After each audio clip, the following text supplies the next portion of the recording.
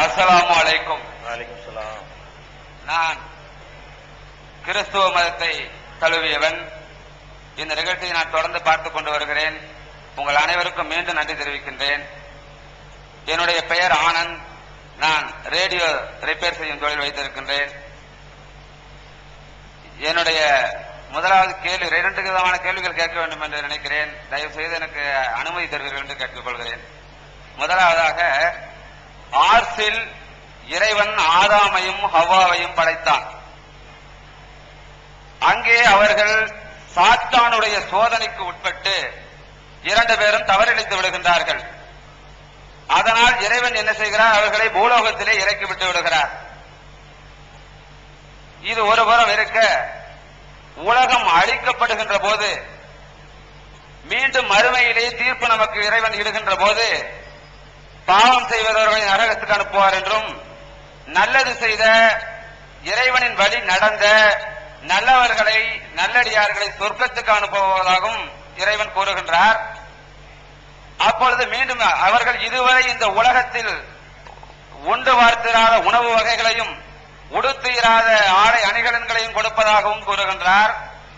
அதே நேரத்திலே மீண்டும் ஒரு மிக முக்கியமான ஒரு கருத்தை சொல்கிறார். என்னவென்றால், இதுவரை இந்த உலகத்திலேயே படைக்கப்படாத மிகவும் பேரழகு வாய்ந்த ஹீரோலின் என்ற ஒரு கன்னி பெண்ணை ஒவ்வொரு ஆணுக்கும் துணையாக தருவேன் என்று இறைவன் கூறுகின்றார்.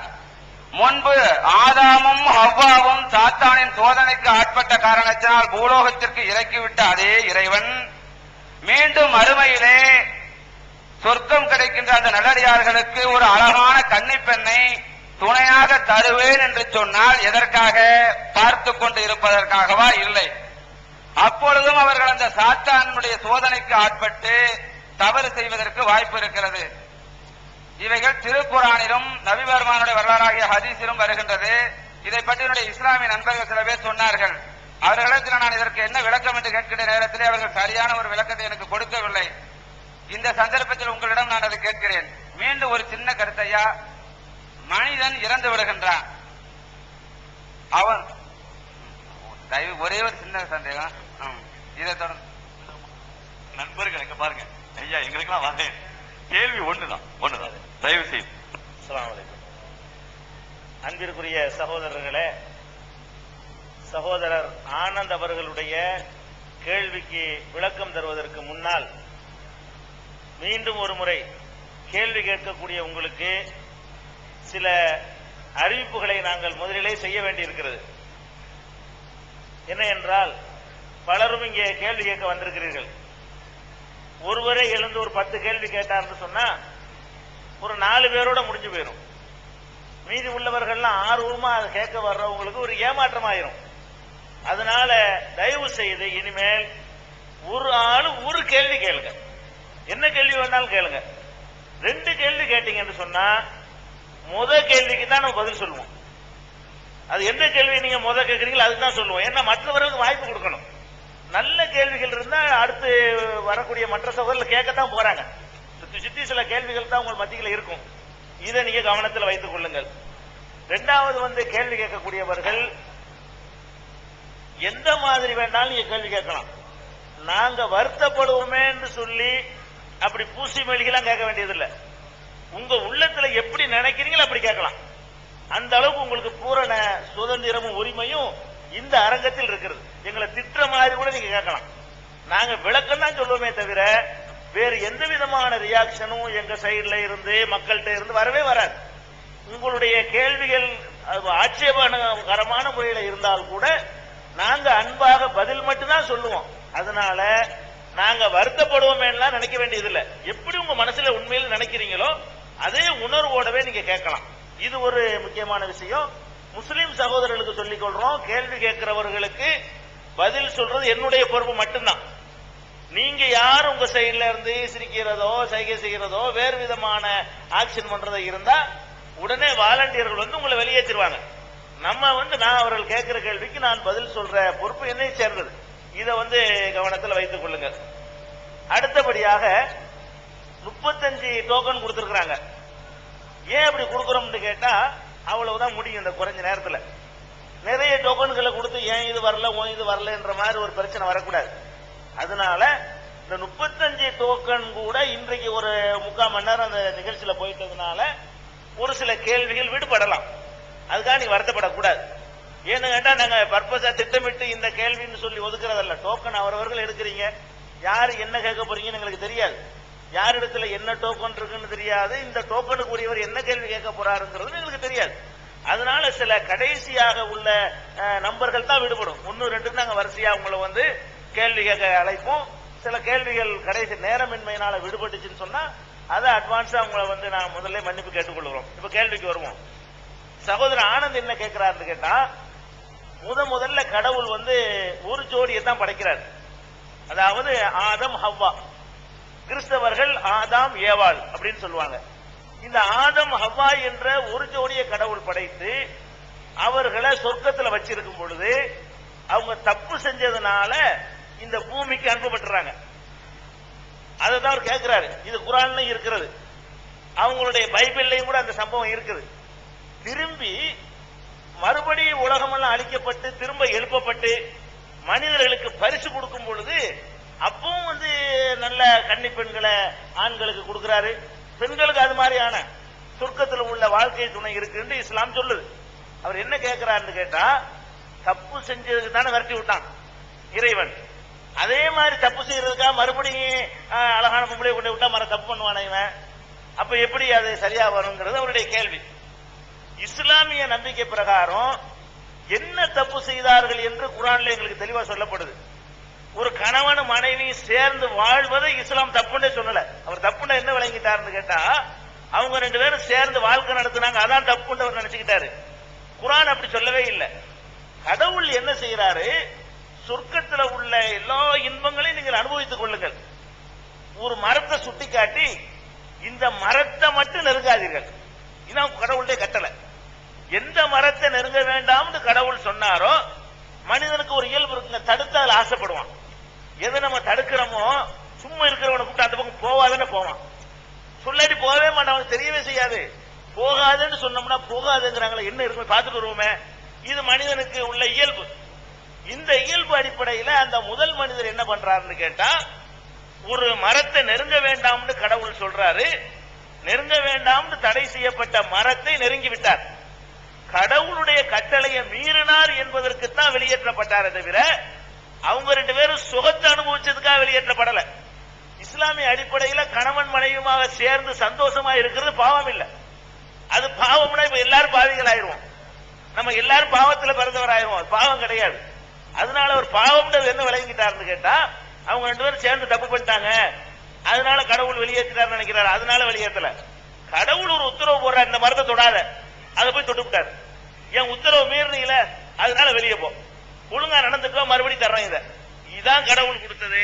அதனால என்ன பாவம் செய்தார்கள் என்பதை புரிந்து கொண்டால் சகோதரர் ஆனந்துடைய சந்தேகம் விளைக்கும். அதான் நம்பர் 2. நம்பர் 2 வாங்க வாங்க நடுவில் என்ன எக்கோ கொஞ்சம் நடுவில்.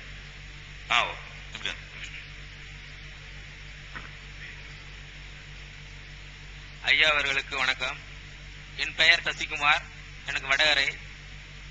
ஆப்கானிஸ்தான் தீவிரவாதிகள் அமெரிக்க அப்பாவிகளை கொன்று குவித்திருக்கிறார்கள். அப்படி இருக்கும் பட்சத்தில் உலகில் உள்ள பல நாடுகள், இந்தியா உள்பட, ஆப்கான் தீவிரவாதிகள் மீது போர் தொடுக்க வேண்டும் என்று விரும்புகிறார்கள். ஆனால் இந்தியாவில் உள்ள முஸ்லிம்கள் ஆப்கான் செய்ததை நியாயப்படுத்துகிறார்கள். அவர்கள் முஸ்லிம்கள் என்ற ஒரே காரணத்திற்காக ஆப்கான் தீவிரவாதிகள் செய்ததை நியாயப்படுத்துவதால் இந்தியாவில் உள்ள நல்லிணக்கம், வெறுப்பு, அவர்கள் மீது, முஸ்லிம்கள் மீது வெறுப்பு ஏற்படாதா? இஸ்லாம் தீவிரவாதத்தை பற்றி என்ன சொல்கின்றது? இது ஒரு ரொம்ப அவசியமான, ரொம்ப தேவையான, உங்க எல்லாருடைய உள்ளங்களிலும் இருக்கக்கூடிய ஒரு கேள்வி. யாருக்கு வந்தாலும் இந்த கேள்வி கண்டிப்பா கேட்டிருப்பீங்க. அப்படியான ஒரு அழகான கேள்வி கேட்டிருக்கிறார். முதல் விஷயம், இப்ப அமெரிக்காவில் நடந்த அந்த தாக்குதல், இந்த தாக்குதல் எதுக்கு நடந்தாலும், யார் நடத்தி இருந்தாலும், அது தவறுன்னு ஒருத்தன் சொல்ல மறுத்தானா ஒரு மனுஷனா இருக்க மாட்டான். அது தவறுதான். எப்படி எல்லாம் தவறு? அப்பாவி பயணிகள், விமானத்தில் இருக்கிற பயணிகள், அந்த பயணிகளுக்கு ஒரு பாவம் அறியாதவர்கள், அவர்களோடு அந்த விமானத்தை கடத்திக்கிட்டு போனது முதல் தப்பு. இரண்டாவது, அந்த WCC அந்த உலக வர்த்தக மையம் இருக்கிறத, அதுல பணியாற்றக்கூடியவர்கள் அப்பாவிகள். அவர்கள் உலகத்துக்கு எந்த இடைஞ்சலும், அவங்கள வியாபாரிகள், வர்த்தகர்கள், வணிகர்கள். அவர்கள முஸ்லிம்கள் இருந்தார்கள், அரபியர்கள் இருந்தார்கள், இந்துக்கள் இருந்தார்கள், வேற பல பாகிஸ்தானியர்கள் இருந்தார்கள், அமெரிக்கர்கள் இருந்தார்கள். அமெரிக்கர்கள் குறைவா தான் இருந்தாங்க சொல்ல போனா.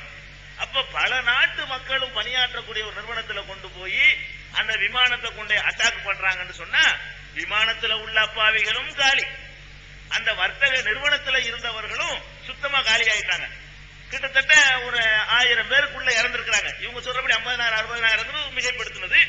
300 பாடி எடுத்திருக்கிறாங்க இது வரைக்கும். முதல்ல 50,000 1 லட்சம் சொல்லி இருந்த பேப்பர்லாம் இப்ப 4,000 குறைச்சு வந்திருக்கிறாங்க. ஒரு 1000 பேருக்குள்ள இருப்பாங்க, இறந்துட்டாங்க. 1000 பேர்ல ஒரு ஆள் இறந்தாலும் தப்பு தான். எங்களுக்கு இஸ்லாம் என்ன சொல்றது தெரியுமா? ஒரு நாடு இருந்தா சண்டை வரும்போது யுத்தம் பண்ணலாம், கை கட்டி. பாகிஸ்தான் நம்மளோட சண்டைக்கு வரலாம், நம்ம எதிர்த்து சண்டை போடணும். அப்ப சண்டை போடுறது ஒரு நாட்டினுடைய கடமை. அதே மாதிரி நான் பாட்டுக்கு சும்மா ரோட்ல போயிட்டு இருக்கிறேன், கத்தி எடுத்து ஒருத்தன் குத்த வர்றான், இந்த குத்திட்டு போட்டு வயசை காட்டக்கூடாது, நான் திருப்பி அவனோட சண்டை போடணும்.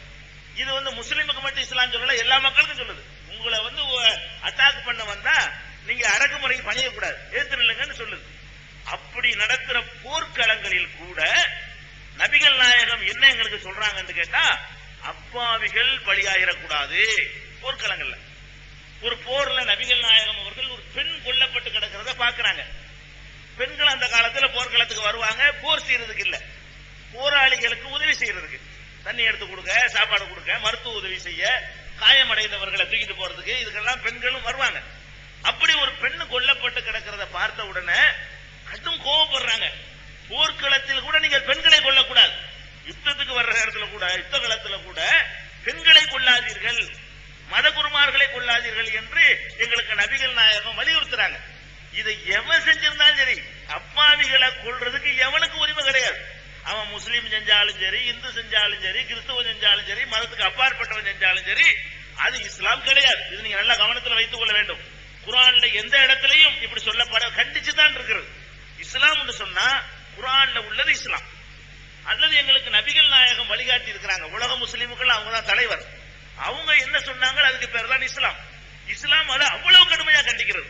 இன்னும் சொல்ல போனா, ஒருவன் ஒரு அநியாயமாக ஒரு உயிரை கொன்றானையானால் அவன் உலக மக்களை எல்லாம் கொன்றவனை போன்றவன் என்று குர்ஆன் சொல்லுகிறது. அப்ப ஒரு மனுஷனை கொள்றது உலக மக்களையே கொள்றதாக இஸ்லாம் கருதும் பொழுது, அந்த 4 விமானத்திலையும் சேர்ந்து 300 பயணிகளுக்கு மேல இருந்திருக்கிறாங்க கடத்தப்பட்ட விமானத்துல. அந்த கட்டடங்கள்ல உள்ளவங்க எல்லாம் சேர்ந்து சுமார் 1000-1200 பெண்டகன்ல உள்ள ஆட்களை சேர்த்தா கூட 1200 அப்பாவிகள் அநியாயமா கொல்லப்பட்டிருக்கிறாங்க. இதுல எந்த ஒரு கருத்து வேறுபாடு இல்லாம முஸ்லீம் என்று சொன்னால் அவன் அதை கண்டித்து ஆக வேண்டும், அதை எதிர்த்து ஆக வேண்டும். எதிர்க்கலன்னா அவன் குர்ஆனை எதிர்க்கிறான், நபிகள் நாயகத்தினுடைய வழிமுறை எதிர்க்கிறான்.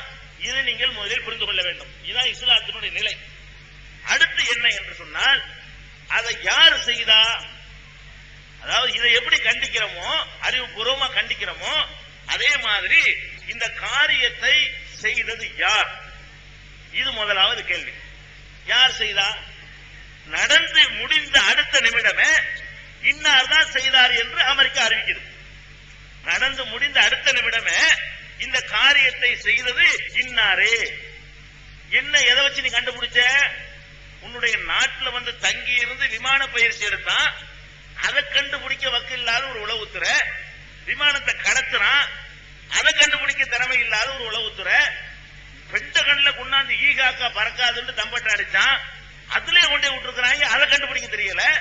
இவ்வளவுக்கு அறிவு இல்லாத ஒரு உளவுத்துறையை வச்சிருக்கக்கூடிய ஒரு நாடு அடுத்த நாள் அறிவிக்குது ஒசாமா பின் லாடன் செஞ்சாரு அப்படின்னு. நான் கேட்கிறேன், இப்படி அமெரிக்கா சொன்னா அது சரி நம்பணுமா நம்ம? எப்ப என்ன ஆதாரம்? ஒரு காரியத்தை ஒருவன் செய்தான் என்று குற்றம் சுமத்துவதாக இருந்தா என்ன ஆதாரம் காட்ட வேணாமா? ஆதாரமே இல்லை. ஆதாரம் என்ன, எதுக்கு நான் சொல்றேன்னு கேட்டா, இதை கண்டுபிடிக்கிறதுக்கு உரிய விசாரணைகள்லாம் நடந்து முடிந்து இன்னென்ன எவிடன்ஸ் எல்லாம் கிடைச்சிருக்குன்னு சொன்ன பிறகு இன்னார்னு சொல்லி இருந்தால் அதை நம்பி இருக்க முடியும். அமெரிக்கா அடுத்த நாளே அறிவித்து, நீங்க ஞாபகத்தில் வச்சுக்கணும், அடுத்த நாள இது ஒசாமா தான் என்று அமெரிக்கா அறிவிச்சிருக்கு. அமெரிக்காவுடைய அறிவிப்பு தவறு என்பதற்கு அடுக்கடுக்கான ஆதாரங்களை நான் உங்களுக்கு சொல்றேன். முதல்ல 19 பேர் கொண்ட பட்டியலை அமெரிக்கா வெளியிடுது. இந்த 19 பேர் தான் கடத்திக்கிட்டு போனவங்க. 4 விமானத்தையும் கடத்தினவங்க. விமானத்துக்கு தலா 5 பேர் போட்டு ஒரு விமானத்துக்கு 4 பேர், ஆக மொத்தம் 19 பேர் கடத்திருக்கிறாங்க. 19 பேரும் சேர்ந்துட்டாங்க. கடத்திக்கிட்டு போய் மோதி செத்தவன் இந்நாளுன்னு 19 பேரை பட்டியல் போட்டுருச்சு. பட்டியல் போட்ட உடனே அதுல 2 பேரும் சவுதியில அரசாங்கத்தில் பணியாற்றிட்டு இருக்கான். எவன் கடத்திட்டு போய் செத்தான்னு சொல்றானோ அந்த 2 பேரும் என்ன இருந்துகிட்டு இருக்கான் சவுதி அரசாங்கத்துல. சவுதி அரசாங்கத்துல விமானியா பணியாற்றிட்டு இருக்கான். அவங்க 2 பேரும் பேட்டி கொடுக்குறாங்க. அது பிபிசில வருது. நாங்க தான் செஞ்சோம்னு சொல்லி சொல்றாங்க. நாங்க அந்த உசுரோட தான் இருக்கிறோம். இதை பாருங்க, இதை நீங்க பார்த்திருப்பீங்க. அப்ப இவன் என்ன திட்டம் போடுறான்? பொய்ய சித்தரிக்கிற அமெரிக்கா. இதை நீங்க வழங்கணும். அப்ப எந்த 19 பேரை நீ சொன்னியோ அதுல ஒருத்தன் மொராக்காவுல இருக்கிறான், 2 பேர் சவுதி அரேபியாவுல இருக்கிறான், இன்னொருத்தன் எங்கேயே இருக்கிறான். 19 4 பேர் உசுரோட இருக்கிறான். அப்ப இவங்க என்ன பண்ணிருக்கிறாங்க? எவர் 19 முஸ்லீம் பயணம் செஞ்ச ஆட்கள் லிஸ்ட பாத்துருக்காங்க. அதுல இந்த அரபு பேர் முஸ்லீம் பேர் இருக்கும்ல, அதை பார்த்துட்டு 19 செய்யறவன் அவன் பேரை போட்டு கரெக்டா போட்டா செய்வான். போர் சரியா சில அறிவிகளை உண்டாக்க மாட்டானா? என் பேரை கூட போட்டு செஞ்சுட்டு போயிருப்பான். அவன் என்னை மாதிரி ஒரு ஆள் பேரை போட்டு என் பேர்ல அவன் பாஸ்போர்ட் எடுத்துட்டு போய் என் பேர்ல பயணம் செஞ்சு அவன் செஞ்சிருப்பான். அதுல என் பேர் கூட லிஸ்ட்ல இருக்கு. என்ன அறிவிச்சு விட்டா நான் உசுரோட இருக்கிறேன். அப்ப எதுக்கு சொல்றேன்னு கேட்டா, இந்த 19 என்ன பண்றாங்கன்னா 4 பேர் உசுரோட வந்த உடனே 4 பேர் படத்தை உருவிட்டு அமெரிக்கா வேற ஒரு 4 பேரை நுழைக்குது. 4 பேர் எடுத்தாச்சு. வேற 19 பேர் என்ன செய்யறாங்க? வெளியேற்றுறாங்க, பணம் போட்டிருக்கிறாங்க. அதுக்கப்புறம் இந்த 19 பேர் தான் செஞ்சாங்க. இவர்களுக்கு உசாமாவுடைய தொடர்பு இருக்குது அப்படின்னு சொல்லிட்டு அன்னைக்கு எப்ப இதை வெளியிடுறாரோ அப்பவே காலின் பவுல், அவர் தான் அமெரிக்காவுடைய பாதுகாப்பு அமைச்சர், நம்ம நாட்டு அத்வானி மாதிரி, அவர் பாதுகாப்பு அமைச்சர். அவர் சொல்றாரு, இந்த 19 பேரை நாங்கள் வெளியிட்டிருக்கிறோம். இவர்களை பற்றிய தகவல் உங்கள்கிட்ட இருந்து மக்கள்கிட்ட இருந்து வந்தாதான் நாங்க கரெக்டா கண்டுபிடிக்க முடியுங்கிறார். வெளியிட்டது ஒரு சந்தேகத்தின் பேர்ல வெளியிட்டோண்ட அவர் அறியாமல் அவர் வாயினாலே வருது. இதை விஜய் டிவி NDTV செய்திக்காரர் கரெக்டா கண்டுபிடிச்சு அவர் படத்தை வெளியிட்டு அவரே ப்ரூவ் பண்ண முடியாம இதை சொல்றாரு. இந்த 19 பேர் பயணம் செஞ்சிருக்கிறாங்க. பயணிகள் பட்டியல பாக்குறாங்க. அந்த பட்டியல்ல என்னென்ன பேர்லாம் இருந்திருக்குது. அப்ப இதுல முஸ்லிம் பேரா உள்ளவங்க தான் செஞ்சிருப்பாங்க நினைச்சுக்கிட்டு 19 பேரை சொல்றானே தவிர இவர்களை பற்றி நீங்க கொடுக்கிற தகவல் தான் எங்களுக்கு உதவியா இருக்கும் என்று காலின் பவல் சொல்றாரு.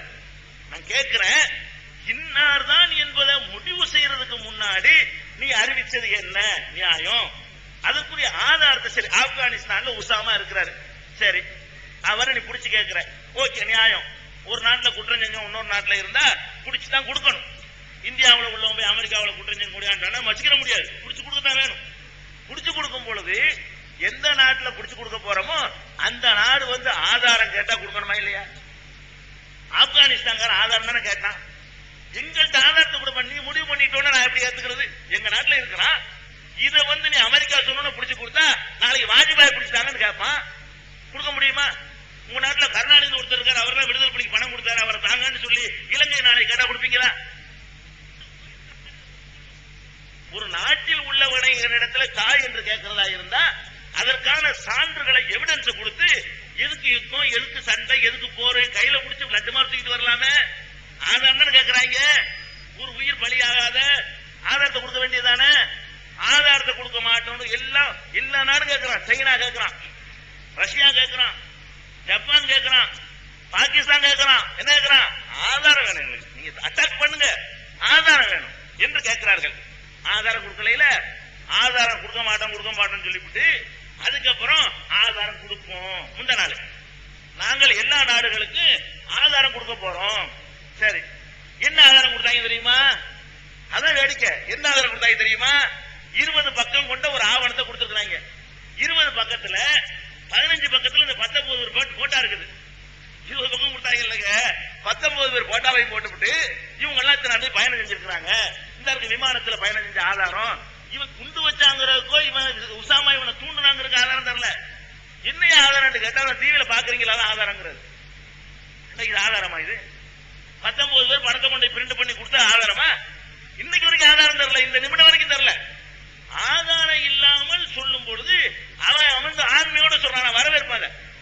ஆப்கானுடைய எல்லா செயல்பாட்டையும் ஆதரிக்க முடியாது. அதுக்கு பயப்படாம ஆதாரம் தான் தர்றேன், ஆதாரம் இல்லாம கேட்டீங்கன்னா தரமாட்டேன்னு சொல்றாங்க. அது நியாயமாகத்தான் நம்ம எடுத்துக்கொள்ள வேண்டும். இது நீங்க இஸ்லாமியன் செய்யறான், இந்து செய்யறான் நீங்க பார்க்க கூடாது. ஆதாரம் தான் கேட்கறான். யுத்தம் தேவை இல்லையில, 10 காசு செலவு இல்லையில, ஒரு யுத்தம் ஆரம்பிச்சா டோட்டல் உலகம் சுமக்க வேண்டி வரும்ல, அதை தவிர்க்கிறதுக்கு ஒரு ஆதாரத்தை கொடுத்துட வேண்டியது தானே. ஆப்கானை கூப்பிட வேண்டியது, பாகிஸ்தான் அரண்டே கொடுத்துருந்தா ஒப்படைச்சிரு, முடிஞ்சு வருமா இல்லையா கதை. அப்ப என்ன விஷயம் கேட்டா, ஆப்கான்ல முல்லா இவர் யாரு உசாமா இருக்கிறாருங்கிறத ஒத்துக்கிறான். எங்க விருந்தினரா தான் இருக்கிறார், அதெல்லாம் மறுக்கல. ஆனால் எங்களுக்கு ஆதாரம் என்ன கேட்கிறான், இது கவனத்தில் வச்சுக்கொள்ளணும். அதனால அவசரப்பட்டு நம்ம செஞ்சிடக்கூடாது. இன்னொன்னு கவனிக்க, இப்ப இப்படி ஒரு தாக்குதல் அமெரிக்காவில் நடந்துருச்சு. உலகத்துல இதுதான் முதல் தாக்குதலா இல்ல. இந்த இந்தியாவில் எத்தனை தாக்குதல் நடந்திருக்கு? இந்த இந்தியாவில் இதே பயங்கரவாதத்தினால் அஸ்ஸாம்ல, மணிப்பூர்ல, நாகாலாந்துல, உச்சகட்டமா காஷ்மீர்ல நடந்துகிட்டு இருக்குல்ல, டெய்லி நடக்குதுல, நடக்காத ஒரு நாள் இருக்குல்ல. அப்ப இங்க எல்லாம் அடிச்சுக்கிட்டு இருக்கிறான இவர்கள் மீது அட்டாக் பண்ணணும் என்று அமெரிக்காவில் தளம் கேட்டா இந்தியாவுக்கு கொடுப்பானா? உங்க நாட்டில் அட்டாக் பண்ண நான் எதுக்குடா தரமான்னு கேட்க மாட்டான். ஒரு நாட்டில் அட்டாக் பண்ணா அந்த நாடுதான் சுமக்கணும். நான் வல்லரசு மிரட்டி எங்க நாட்டு மீது உலக நாட்டு திணிக்கிறதா இருந்தா எனக்கு ஒண்ணு நடந்தா அமெரிக்கா தருவானா? இதுவரைக்கும் தந்தானா? இன்னும் சொல்றேன், ஆப்கான்லையும் உசாமாவையும் வளர்த்தது யார்? நமக்கு என்னங்க என்ன எனக்கு ஆச்சரியமா இருக்கிறது, உசாமாவுக்கு பயிற்சி கொடுத்தவன் யார்? ஆயுதம் கொடுத்தவன் யார்? அமெரிக்கா இல்லையா? ஏன் நீங்க மறக்கிறீங்க? உசாமா பின் லாடன், அதாவது ரஷ்யா ஆப்கான ஆக்கிரமிக்கிறான். ரஷ்யா ஆப்கான ஆக்கிரமிக்கிறான். அப்ப ரஷ்யாவும் அமெரிக்காவும் 2 வல்லரசு போட்டி. உலகத்துல இப்ப ஒரு வல்லரசு இருக்கு பாருங்க. அப்ப 2 வல்லரசு இருக்குது. ஒன்னு ரஷ்யா, இன்னொன்னு அமெரிக்கா. ரஷ்யாக்கார ஆப்கானிஸ்தான்ல போய் இறங்கி அதை கைப்பற்றின உடனே அமெரிக்காக்காரன் என்ன பண்றான்னு கேட்டா, ஒசாமாவுக்கும் அங்க உள்ள வீரர்களுக்கும் பணத்தை கொடுத்து ஆயுதங்களை கொடுத்து ரஷ்யாவை அடி. ட்ரைனிங், உசாமாவுக்கு ட்ரைனிங் கொடுத்த அமெரிக்கா தெரியுமா உங்களுக்கு? உசாமாவுக்கு பயிற்சி கொடுத்தது அமெரிக்கா, உசாமாவுக்கு ஆயுதம் கொடுத்தது அமெரிக்கா. இன்றைக்கு கூட தாலிபான் வச்சிருக்கிற அவ்வளவு ஆயுதங்களும் அமெரிக்காக்கார ரஷ்யாக்காரன் அடி, ரஷ்யாக்காரனை கொள்ளு, அவனை வல்லரசு இல்லாம ஆக்கு என்று சொல்லி கொடுத்து இவ்வளவு தீவிரவாதத்தையும் இவ்வளவு பயங்கரவாதத்துக்கும் ஆதரவா ஒரு நாட்டில் போய் சாதாரண குடிமக்களுக்கு ஆயுதத்தை கொடுத்தவன் யார்? அரசாங்கத்துக்கு ஆயுதம் கொடுக்கிறான். ஒரு நாடு இன்னொரு நாட்டுக்கு ஆயுதம் வைக்கலாம். அமெரிக்காக்காரன் இந்தியாவில் ஒரு 50 பேரை செலக்ட் பண்ணி ஆயுதம் கொடுத்தா என்ன அர்த்தம்? நம்ம இந்தியாவுக்கு ஏதாவது யூஸ் பண்ணுவோம்ல. அப்படி கொடுத்தான்னு சொன்னா இவன் நல்லவனா? அப்ப ஆப்கான்ல இருக்கிற அவ்வளவு ஆயுதங்களையும் சப்ளை செய்தவன் ரஷ்யா. அவர்கள் ஆப்கானியர்கிட்ட அடிபட்டு வல்லரசு இல்லாம போச்சு. இந்த அமெரிக்காவுடைய எவ்வளவு கொடுத்து இருந்தா ரஷ்யாவை ஜெயிச்சிருப்பான். ரஷ்யாவை யார் ஜெயிச்சா? ஆப்கான்காரன் ஜெயிக்கிறாங்க. வல்லரசா இருந்த ரஷ்யாவை ஆப்கான்ல என்னைக்கு கால எடுத்து வச்சானோ இவங்க ஆப்கானியர்கள் ஆயுதத்தை வாங்கி அடிச்ச அடியில ரஷ்யா சுக்குநூறா செதறுது. தஜிகிஸ்தான் என்றும் ஆர்மேனியா என்றும் அசர்பைஜான் என்றும் ரஷ்யா அந்த யுஎஸ்ஏங்கிறது மாறி வெறும் ரஷ்யாவா போச்சு. போச்சா? அப்ப இவ்வளவு துண்டு துண்டா செதறதுக்கு காரணம் யாரு? இந்த ஆப்கானியர்கள். அவர்களுக்கு தூண்டுதலா இருந்த காரணம் யாரு? அமெரிக்கா. அப்ப உலக நாடுகள் பூரா அமெரிக்காக்காரன் பயங்கரவாதத்தை அவன் லாபத்துக்கு வளர்க்குவான். அவனுக்கு பிடிக்காத ரஷ்யாவை அழிக்கிறதுக்கு வளர்த்து விடுவான். அவன் இடத்துல போய் வச்ச உடனே உலகத்தில் நடக்கக்கூடாது நடந்து நம்மளை ஏமாத்த பார்த்தான்னு சொன்னா அமெரிக்காவை எப்படி ஆதரிப்பது? இதை நீங்கள் சிந்திக்க வேண்டும். அடுத்து இன்னும் நான் சொல்கிறேன், இந்த அமெரிக்கா 2 வேஷம் போடுது. ஒண்ணு மக்களை கொல்லலாமா, பாவிகளை கொல்லலாமா வேஷம் போடுது. இந்த உலகத்துடைய நாடுகள் லிஸ்ட கூட எடுங்க. ஒவ்வொரு நாட்டுக்காரனும் இன்னொரு நாட்டுக்காரனும் கொலை பண்ணிருக்கான் யுத்தத்துல. அந்த கொலை பட்டியலை எடுங்க. அமெரிக்கா 50 வருஷத்துல கொலை பண்ண அளவுக்கு உலகத்தில் எவனும் பண்ணது கிடையாது. ஜப்பான்ல ஹிரோஷிமாவில் அணுகுண்டு போட்டவன் யார்? நாகசாகில அணுகுண்டு போட்டவன் யார்? பல லட்சக்கணக்கான மக்களை ஒரு செகண்ட்ல பலி வாங்கியவன் யாரு? அமெரிக்காக்காரன். அந்த நாட்டையை நிர்மூலமாக்கி இன்னைக்கு பிறக்கிற குழந்தைகள் ஊனமா பிறக்கிறது. இன்னைக்கு இன்றைக்கு பிறக்கிற அந்த ஏரியாவுல அந்த அணுக்கதிர் வீச்சு நடந்து வருஷங்கள் ஓடி போயிடுச்சு. இன்றைக்கும் அந்த ஹிரோஷிமா நாகசாகி பகுதியில குழந்தை பிறக்குமையானால் அது முழு வளர்ச்சி அடைந்த குழந்தையாக பிறப்பதில்லை. அப்ப இதுக்கு காரணமா இருந்த இந்த குண்டை போட்டது யாரு? அமெரிக்கா இல்லையா? ஈராக்கு மேல குண்டு மேல பொழிஞ்சவன் யாரு? இன்றைக்கு வரைக்கும் திடீர்னு போட்டு வர்றான யாரு மேல போட்டான்? சதாம் ஹுசைன் மேல போட்டானா? ஒவ்வொரு தடவையும் விமானம் போய் குண்டு போட்டு வருது ஈராக்ல. அதுல செத்தவன்லாம் யார்? அப்பாவி இல்லையா? சாதாரண மனிதர்கள் இல்லையா? இந்த வேர்ல்டு பேங்க் உலக பேங்க்ல வங்கியில் அடிச்சான இதை விட பல லட்சக்கணக்கான மக்களை ஈராக்ல 6 லட்சம் பேரை வருஷத்துக்கு கொலை செஞ்சுட்டு இருக்கான். ஒவ்வொரு வருஷத்துக்கு 6 லட்சம் மக்கள் அப்பாவிகளை இந்த அமெரிக்காக்காரன் கொள்றான. இவன் தீவிரவாதத்தை பேசலாமா? அதான் என்னுடைய கேள்வி. ஒரு சந்தன கடத்தல் வீரப்பன் கடத்தலை தடுக்கிறதுக்கு வரலாமா? நான் கடத்தலை தடுக்க போறேன் எல்லாரும் வாங்கன்னு சொன்னா ஒத்துக்குருவீங்களா? அட நீ உலகமாக கடத்தல, நீ உட்கார்ந்துட்டு நீ என்னடா எங்களுக்கு வழிகாட்ட போறேன்னு கேட்க மாட்டோமா? யாரு எதை செய்யறது விவசாயம் வேணாமா? நம்ம இந்தியாவை முன்னின்று நடத்தால் வரவேற்கலாம். ஏன்னா இந்தியா அந்த காலத்துல இருந்து இந்த மாதிரியான டெரரிஸ்ட் ஆதரிக்க மாட்டேங்குது. அதை நம்ம வரவேற்கலாம். வேற எங்க நடந்தாலும் அந்த மாதிரியான இயக்கங்களுக்கு இந்தியா சப்போர்ட் பண்ண மாட்டேங்குது. அதை ஆதரிக்கலாம். அமெரிக்கா காரனை எப்படி ஆதரிக்கிறது? இன்றைக்கு இஸ்ரேல்ல பாலஸ்தீனர்கள் மீது குண்டுமலை பொழிகிறான. அப்ப ஜப்பான்ல இவன் எதிரியை சம்பாரிச்சு வச்சுக்கிறான். அங்க செம்படன்னு ஒரு கூட்டம் இருக்கிறது. அவங்க எப்படா அமெரிக்கா வலிக்கிறன்னு ஒரு புரட்சி பூச்சி போயிருக்காங்க. 6 அந்த வடு பாலஸ்தீனத்துல போய் 5 வயசு பையன் 10 வயசு பையனை விடாம டெய்லி கொள்றாங்கள போட்டுக்கிட்டு நேற்று வரைக்கும் கூட கொண்டு போயிட்டு வந்துடுறான் இஸ்ரேல்காரன். இந்த இஸ்ரேலுக்காரனுக்கு சப்போர்ட்டா இருக்கிறது யாரு? ஆயுதம் கொடுக்கிறது யாரு? அவனுக்கு உதவியா இருக்கிற பாலஸ்தீனர்கள் மீது இதுக்கு பண்ணி அட்டாக் பண்ற அவர்கள் நீங்க பார்க்கலாம். டிவில கூட காட்டுவான். இவன் பீரங்கி வச்சு சுடுவான். அந்த மக்கள் கல்ல விட்டு எறிவாங்க. பார்த்துக்கல டிவில தெருவுல கிடக்கிற கல்ல பொறுக்கி எறிவாங்க. ஒரு ஆயுதம் இல்லாத நிராயுத பாணிகள் மீது ஒரு ரப்பர் குண்டு அடிக்கலாம். பீரங்கி வச்சு சொல்றதா? அவன் ஆயுதம் வச்சுட்டு இருக்கான், பாகிஸ்தான் வச்சுட்டு இருக்கான்.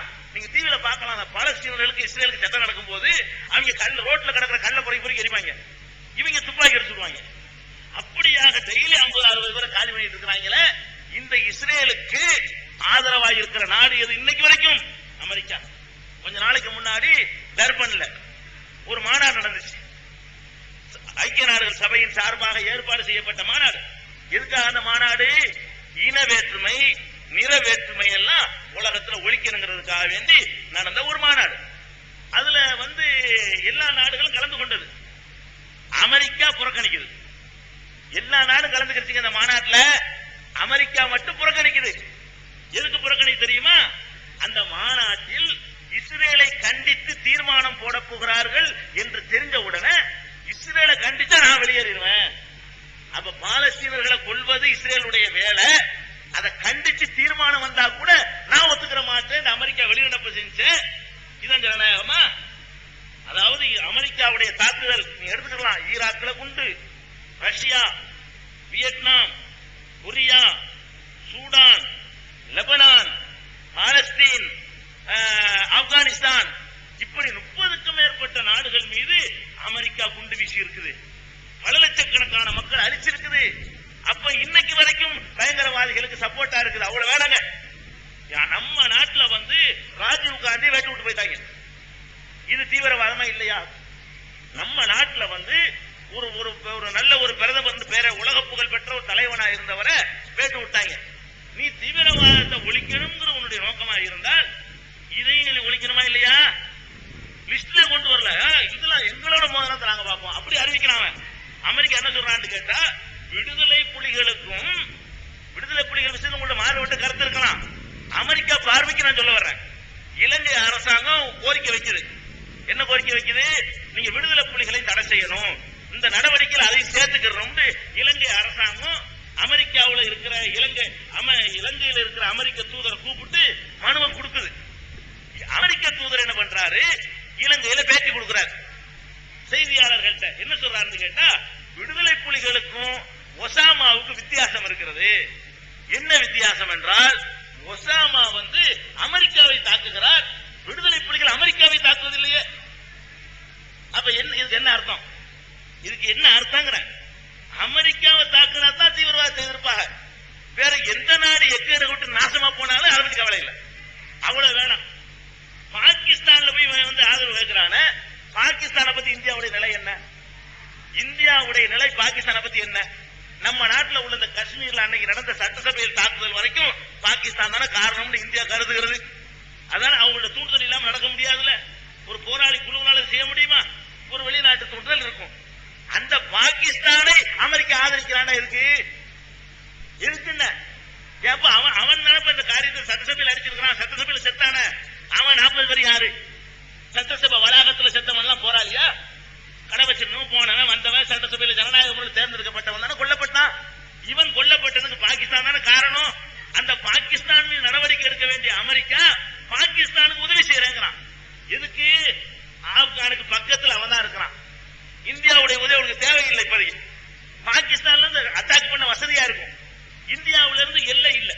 இந்திய எல்லையில இருந்து ஆப்கான தாக்க முடியாது. விமானம் மூலமா தான் போகலாம். தரப்படை இறக்குறான் பாகிஸ்தான் தான் யூஸ் ஆகும். அதுக்காக வேண்டி அமலாபத்துக்காக வேண்டி இந்தியாவுக்கு 3 நாம நீளமா போட்டு விட்டானே. இதுக்கு பிறகு நம்ம அமெரிக்கா நம்புறதா? இன்னும் சொல்றாங்க, அவன் தன்னுடைய சுயநலத்திற்காக வேண்டி என்ன வேண்டாலும் செய்யக்கூடியவன் அமெரிக்காக்காரன். உலக மகா பயங்கரவாதி அமெரிக்கா தான். உலகத்திலே சர்வதேச பயங்கரவாத நாடு ஒண்ணு இருக்குன்னு சொன்னா இதை நாட்டு மக்கள் இன்னும் சொல்றேன், இவன் ஜனநாயக நாடாம். உலகத்திலேயே இப்போதான் ஜனநாயகத்தை கட்டிக்காக பிறந்தவர்கள் வேஷம் போடுறான. எத்தனை நாடுகள்ல சர்வாதிகாரிகளை ஊக்குவிச்சிருக்கிறான் இன்னைக்கு வரைக்கும். சவுதி அரேபியாவில் ஜனநாயக ஆட்சியா? ஜனநாயக ஆட்சியாக நடக்குது. தேர்தல் உண்டா? இல்ல, மன்னர் ஆட்சி. அதை அமெரிக்கா அங்கீகரிக்குது. ஜனநாயகம் பேசுவாங்க. சர்வாதிகார நாடு சவுதி அரேபியா, அதை ஆதரிக்கிறான். அரபு நாடுகள் அத்தனையிலையும் தேர்தல் கிடையாது. யுஏஇன்னு சொல்றான அந்த யுனைடெட் அரபு எமிரேட்ஸ்ல உள்ள எந்த நாட்டிலையுமே எலெக்ஷன் கிடையாது. அதை ஆதரிக்கிறியா இல்லையா? எகிப்துல தேர்தல் உண்டா? எகிப்துல பாரம்பரிய ஆட்சி நடக்குதுல, அவன் அவனுக்கு செல்ல பிள்ளையா இருக்கிறான். அங்க போய் ஜனநாயகத்தை கொண்டு வர சொல்ல வேண்டியதானே, தேர்தல் வைக்க சொல்ல வேண்டியதானே. அவ்வளவு வேணாம். அல்ஜீரியா ஒரு நாடு, அந்த நாட்டில் தேர்தலும் நடந்தது. தேர்தலில் ஒரு குரூப் ஜெயிச்சிட்டாங்க. அந்த குரூப் ஆன்டி அமெரிக்கா போக்குல உள்ளவங்க. அந்த குரூப் அமெரிக்கான பிடிக்காத ஒரு குரூப். ஜெயிச்ச உடனே இவன் கொண்டை பயங்காட்டி அந்த பழைய ஆட்சியாளருக்கான அவனையே இருக்க வைக்கிறதுக்குரிய எல்லா உதவியும் செய்து மக்களை அடக்குனா அமெரிக்காக்காரன். ஜனநாயக முறையில் தேர்ந்தெடுக்கப்பட்ட அரசு பதவிக்கு வராம அல்ஜீரியாவில் இன்னைக்கு வரைக்கும் தடுத்துக் கொண்டிருக்கக்கூடிய தீய சக்தி அமெரிக்கா. துருக்கியில தேர்தல் நடந்தது. அமெரிக்காவுக்கு எதிரானவர்கள் ஜெயித்தார்கள். அமெரிக்காவுக்கு ஆதரவான குரூப் தோத்து போச்சு. தோத்தவர்களுக்கு ஆயுதத்தை கொடுத்து நீ விட்டு கொடுக்காதன்னு சொல்லி துருக்கியில ஆதரிச்சுட்டு இருக்கிறான். அப்ப ஜனநாயகம் வேஷம் போட்டுக்கொண்டு ஜனநாயகம் மக்கள் தேர்ந்தெடுக்கிறது ஜனநாயகம். மக்களால் தேர்ந்தெடுக்கப்படக்கூடிய ஆட்சியை வரவிடாம தடுத்துக் கொண்டு வேஷம் போடுறான.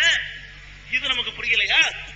எப்படி எனக்கு ஆச்சரியமா இருக்கிறது. எப்படி ஒரு அறிவுஜீவியா இருக்கக்கூடியவர்கள், நாட்டு நடப்புகள் 50 வருஷமா கவனிக்கக்கூடியவர்கள், பேப்பர் படிக்கக்கூடியவர்கள் அமெரிக்காவை எப்படி ஜனநாயகத்தின் காவலன் என்று பயங்கரவாதத்துக்கு எப்படி நினைக்கிறாங்க? ஆச்சரியமா இருக்கிறது. எப்படி நினைக்கிறார்கள்? இப்ப இந்த வகையில் நீங்க பார்த்தீர்களே, ஆனால் அமெரிக்கா இந்த போராட்டம் நடத்துவது என்பது தன்னுடைய சுயநலனுக்கு தானே தவிர கண்டிப்பா தீவிரவாதத்துக்கு எதிராக இல்லை இல்லை இல்லவே இல்லை என்பதை நீங்கள் புரிந்து கொள்ள வேண்டும். அதனால ஆப்கானை பொறுத்த வரைக்கும் அவர்கள் அவர்களுக்கு சில இலக்குகள் உண்டு. தீவிரவாத சில சிந்தனைகள் அவர்களுக்கு உண்டு. ஒண்ணு விளங்கணுங்க. உதாரணமா நான் இருக்கிறேன். நான் ஒரு சாதாரணமா ஒரு ஆளு, வம்பு போவாதவன். ஒரு ஆளு என்னை அடிக்கிறாரு, விஷம் வாங்கிட்டு போயிருவேன். நாளைக்கு அடிக்கிறாரு, விஷம் வாங்கிட்டு போயிருவேன். மறுபடியும் அடிக்கிறாரு, போகும்போது அடிக்கிறாரு, செருப்படுத்து கட்டி அடிக்கிறான்னு வைங்க. ஒரு அளவுக்கு மேல பொறுத்து பார்ப்பேன். இந்த ஒரேடி என்ன பண்றானே, என்னமா பண்ணி நம்ம செத்தால் பரவாயில்ல அப்படிங்கிற நிலைமைக்கு நான் ஒரு நாளைக்கு வரணும் வர மாட்டேனா? அப்ப அமெரிக்காக்காரன் இஸ்ரேல் வாழ சென்று அடிச்சுக்கிட்டே இருக்கிறான். அவன் பொண்டாட்டியை பறி கொடுக்குறான், பிள்ளைய பறி கொடுக்குறான், மாப்பிள்ளைய பறி கொடுக்குறான். இதெல்லாம் பார்க்கிற அந்த மக்களுக்கு அமெரிக்காவோட என்னவா பண்ணணும்னு வெறி வரத்தான் செய்யும். அது இஸ்லாம் அல்லது, அது மதத்தை கடந்து பாதிக்கப்பட்டவனுக்கு வெறி வரும். முஸ்லீமுக்கு வரும், இந்துவுக்கும் வரும், கிறிஸ்தவனுக்கும் வரும். விடுதலை புலிகள் எதுக்கு இலங்கையை எதிர்க்கிறான்? அவன் அவ்வளவு பாதிக்கப்பட்டிருக்கான் அரசாங்கத்தினால. அவன் போய் விமானத்தில் போய் கொண்டு வச்சு அவனை அட்டாக் பண்றான். எதுக்காக வேண்டி செத்தாலும் பரவாயில்லைன்னு போறான். அடக்குமுறை லிமிட்டை தாண்டினால் அப்படி ஒரு குரூப் வந்துதான் தீரும். உலகம் பூரா வரும். அப்ப ஒரு அளவுக்கு மேல அடக்குமுறை செய்திடக்கூடாது அதிகாரத்தில் உள்ளவர்கள். அமெரிக்கா தன்னுடைய அடக்குமுறையின் மூலமாக வியட்நாம்ல, சைனாவுல, பாலஸ்தீனத்துல, ஆப்கான்ல, பாகிஸ்தான்ல பலவிதமான எதிரிகளை சம்பாதிச்சு வச்சிருக்கிறான். யார் வேண்டாலும் இதை செய்திருக்கலாம். யாரு செய்தாலும் அவர்களை சட்டப்படி ஒப்படைக்க தயாரா இருக்கக்கூடிய நேரத்தில் இந்த பாவுலா காட்டுறது, பந்தா காட்டுறது, உலக நாடுகள்லாம் ஆதரவு தெரிவிக்கிறது என்பது ரொம்ப ஒரு வேதனையான ஒரு விஷயமாக இருக்கிறது. அதான் நிலைப்பாடை தவிர இந்த செயலை நாங்கள் ஆதரிக்கவே மாட்டோம். யார் காஷ்மீர்ல சட்டசபையில் நடந்த தாக்குதலையும் ஆதரிக்க மாட்டோம், ராஜீவ் காந்தி கொல்லப்பட்டதையும் ஆதரிக்க மாட்டோம், உலக வங்கியில தாக்குதல் நடத்தினே ஆதரிக்க மாட்டோம், பாலஸ்தீனத்துல தாக்குதல் நடத்தினே ஆதரிக்க மாட்டோம், வியட்நாம் மக்கள் தாக்கப்பட்டாங்களே அதையும் ஆதரிக்க மாட்டோம், ஆதரிக்க கூடாது. இதுதான் எங்க இஸ்லாத்தினுடைய நிலைப்பாடு. அதனால நாம ஆப்கானுக்கு ஆதரவா இருக்கு. நீங்க என்ன முடிவு பண்ணிட்டீங்கன்னா அமெரிக்கா காரன் சொன்ன உண்மையை நினைச்சுக்கிறீங்க. ஆதாரத்தை காட்டுறது பார்ப்போம். இன்னைக்கு ஆதாரம் காட்டல. இதுதான் அதுல உள்ள விஷயம். இது போதும் நினைக்கிறேன். விரிவாக நாங்கள் உணர்வுங்கிற பத்திரிகையில மிக தெளிவான சான்றுகளோட ஆதாரத்தோட டேட் வாரியா அமெரிக்கா செஞ்ச அடக்குமுறைகள் எல்லாம் தெளிவா நாங்க எழுதியிருக்கிறோம். அதுல தெரிஞ்சுக்கலாம். நம்பர் 3,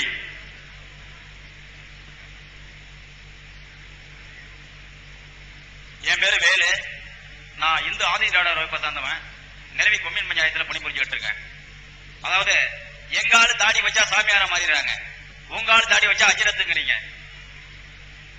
உள்ள கோயிலுக்கு போயிட்டு நாங்க கல்ல தொட்டு கும்பிடுறாங்க. நீங்க மக்காவுக்கு போய் அங்க உள்ள கல்ல தான் தொட்டு கும்பிடுறதா கேள்விப்பட்டோம். பாவம் தீக்கிறது எங்க ஆளு காசி ராமேஸ்வரம் போறாங்க, உங்க ஆளுங்க மக்காவுக்கு மதீனாவுக்கு போய் அங்கேயும் பாவம் தீர்க்க போறாங்க. நாங்க பேய் பிடிச்சிருக்கா வேப்பலையால ஓட்டுறோம், நீங்க அதே ஒரு மாதிரியா மாத்தி மயில் தொகையால சைதான் பிடிச்சிருக்கணும் ஓட்டுறீங்க. நாங்க மாரியம்மன் கோயில், புள்ளியாறு கோயில், பெருமாள் கோயில் வச்சு போயிட்டு இருக்கிறோம். நீங்க வழியுள்ளா, கனிசாமி வழியுள்ளா, இளந்தர் வழியுள்ளா அப்படிங்கிற பேரால நீங்க ஒரு பக்கம் ஓட்டிட்டு இருக்கிறீங்க. பழனிக்கு போய் நாங்க பஞ்சாமிரதம் வாங்கிட்டு கொடுக்குறோம், அதே நீங்க என்ன செய்றீங்க, நாகூர்ல போய் பாத்தியா சக்கரை வாங்கிட்டு கொடுத்துறீங்க. நாங்க புண்ணிய தீர்த்தனை போய் காசி ராமேஸ்வரம் புண்ணிய தீர்த்தத்தை கொண்டாந்து கொடுக்குறோம். நீங்க என்ன செய்றீங்க, மக்காவுக்கு போயிட்டு ஒரு தண்ணியை கொண்டாந்து ஜாம் தண்ணி ஜாலியா சாப்பிடுங்க தண்ணியை கொண்டாந்து கொடுத்துறீங்க. நாங்க என்ன பண்றோம், கோயில் திருவிழா தேர் எடுக்கிறோம், நீங்க அதே கொஞ்சம் சேரா மத்திய சந்தன கூட இருக்கிறோம்னு சொல்றீங்க. நாங்க செத்து போயிட்டா 40 நாள் சேர்த்து கருமாதிக்கிறோம், நீங்க அதே கருமாதி எடுத்துட்டு 40 நீங்களும் கறி சாப்பாடு தான் இருக்கிறீங்க, நாங்களும் கறி சாப்பாடு தான் இருக்கிறோம். எங்காலும் சாலையா கடை யாரும் எடுக்கிறான், உங்காலும் சாலையா கடை யாரும் எடுத்திருக்கிறாங்க. எங்காலும் வட்டிக்கு விடுறான், உங்காலும் வட்டிக்கு விட்டுக்கிட்டு இருக்கிறாங்க. இந்த வரதட்சணை கூட மேல எங்காலும் வாங்குறாங்க, ஆனா எங்காலும் வாங்கிட்டு உண்மையை சொல்றாங்க. உங்காலும் வரதட்சணை வாங்கிட்டு அல்லா கோயில்ல போய் உட்காந்து பெரிய ஒரு பொய்ய சொல்றீங்க. என்னன்னாக்கா ஒரு 50 பவுன் நகை, ஒரு 5 லட்சம் ரூபாய் பணம், போறதுக்கு வரதுக்கு காரு, ஒரு 750 பேருக்கு சாப்பாடு வேணும்னு நீங்க என்ன செய்றீங்க. யாருங்க முட்டை வட்டியா இருக்கிறோம், அவங்க போய் பஞ்சாயத்துல உட்காந்து அவங்க தான் எழுதுறாங்க. ஆனா அந்த கல்யாணோட வாசிக்கும் போது அந்த பள்ளிவாசல உட்காந்துட்டு வெறும் 501 ரூபாயை மட்டும் நான் பெற்றுக்கொண்டு மகராக பெற்றுக்கொண்டு அல்லாவின் மீது ஆணையாக இந்த பெண்ணை நான் கடைசி வரை இருந்து காப்பாற்றுகிறேன் ஒரு அபாண்டமான பொய்ய கடவுளுக்கு முன்னால சொல்றீங்களே. இது எல்லாமே என்னோட கருத்துக்கு காட்டு மிராண்டி தனங்கிற எங்க சேர்ந்து சேர்ந்து காட்டு மிராண்டி தனம்னு சொல்லிட்டு இந்த மாதத்தொட்டு வெளியே ஒரு புதிய சமுதாயத்தை உருவாக்குறது நான் விரும்புறேன். நீங்க அது உங்களோட செய்யறதும் காட்டு முன்னாடி தானே, உங்க மதத்தோட்டு வெளியே எங்களோட சேர உங்களுக்கு விருப்பம் இருக்கான்னு தெளிவான பதில் கொடுக்கணும்.